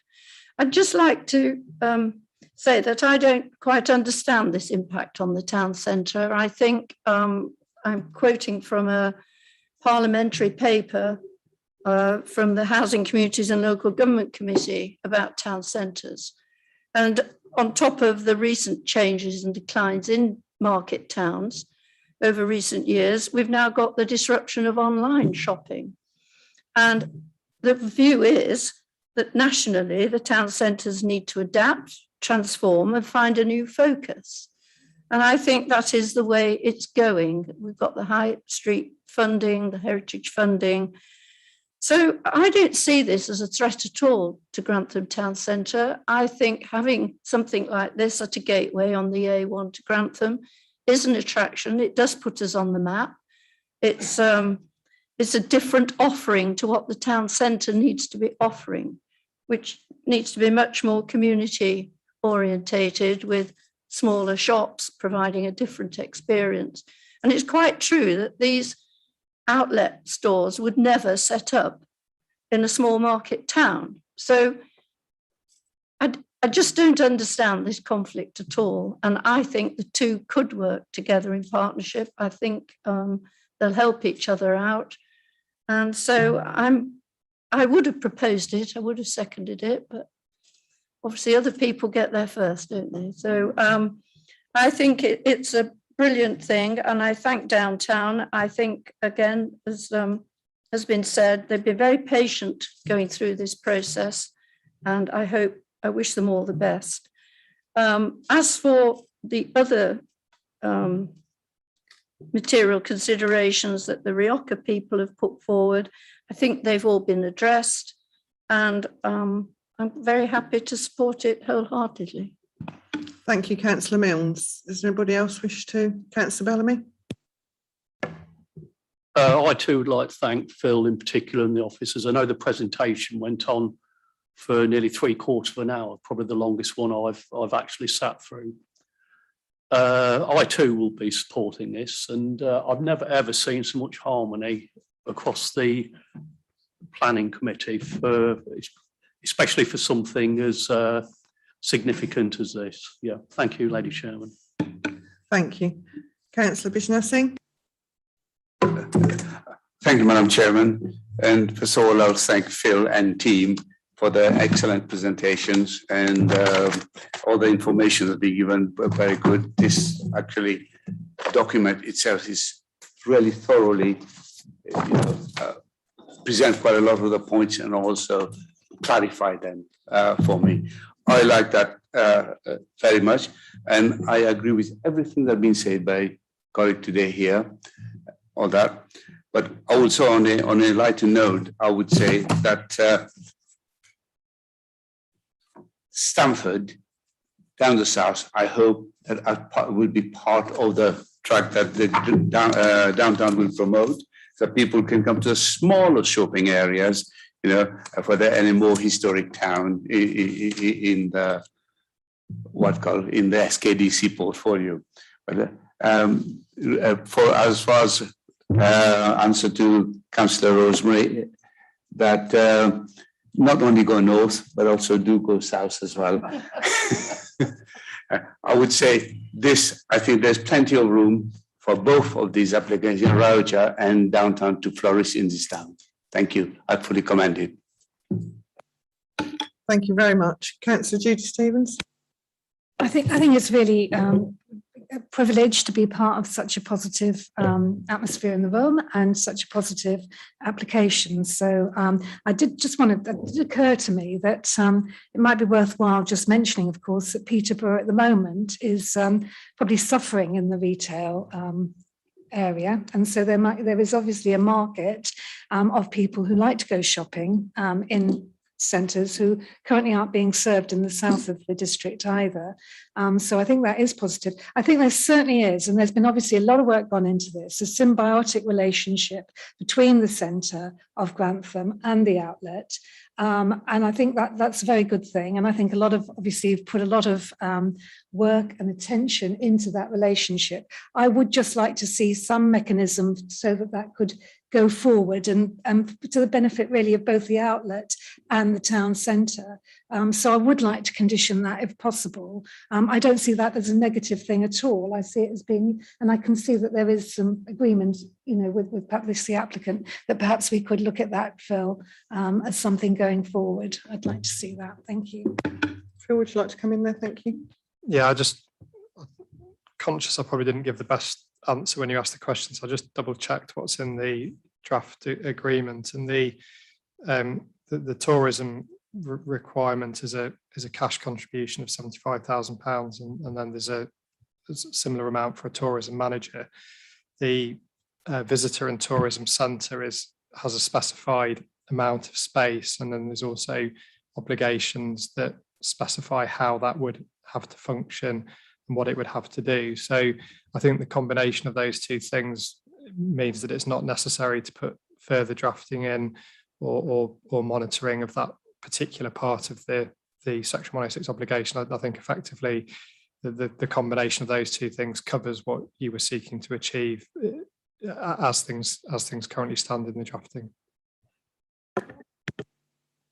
I wasn't just thinking actually just of tourism. I was thinking of the whole sort of relationship between the centre, the two centres really. I don't think there's anything wrong with having a dialogue, you know, going forward. And it's not something that you can put in place after it's already started. It's something that you perhaps should do at the beginning. So I'm just mentioning it now to see if something could be put in place to maintain a healthy relationship between the outlet and the centre of town. Yeah, I think so I think the way the agreement's drafted at the moment, there's sufficient sort of control in that wording to ensure that you know that relationship would happen. Thank you, Phil. Okay. Lovely, thank you. I think everybody's. Do you want to? Well, I'll just speak first, and then I'll go back to you. Everybody seems very supportive. We'll go to the vote, but I would just like to concur with what all the other members have said. And it's got to be a positive thing for Grantham, not just for Grantham, but for the district. So, yes, Councillor Cabry-Brown. Can I just come in the last word on this? Say that for what it's worth, I know of two ladies who come across from Finland 3 times a year to literally shop at downtown. And I always meet up with them because they are my friends. And they can't get over the fact that they can get such a choice of Boundary Mill stuff and downtown in one place. And as far as Councillor, I can only say your name, Bistan Singh. Yes, sorry, I'll get it right one day. As far as he's concerned, as soon as we leave at about 2 o'clock from downtown, we know that we can go straight down to Stamford and have a superb meal at the George. So that way, I do know there's a Southwood run, and we always do it. So, okay. Thank you. Yeah, Councillor Robbins, and then we will go to the vote. Thank you. Yeah, I just wanted to say that I am in support of this. I think it's a great idea. A lot of time and effort has been put into this application. Many questions have been answered. I think on this as well, it'll bring a lot of young and old into the district, because I, who have many children that like shopping, know that I've got one that comes from Sheffield straight into Grantham, shops in Grantham, and then we'll go on to the outlet. I think it's a brilliant idea, and yeah, I'm in support of it. Thank you. Bearing in mind that Councillor Cabry-Brown is unable to vote, it has been proposed by Councillor Selby. It has been seconded by Councillor Judy Smith. So all those in favour, can you please raise your hands? And that is unanimous. Well done, Downtown, and good luck. Thank you. And thank you, everybody, for staying so late Thank you very much. And I close the meeting at 4:30.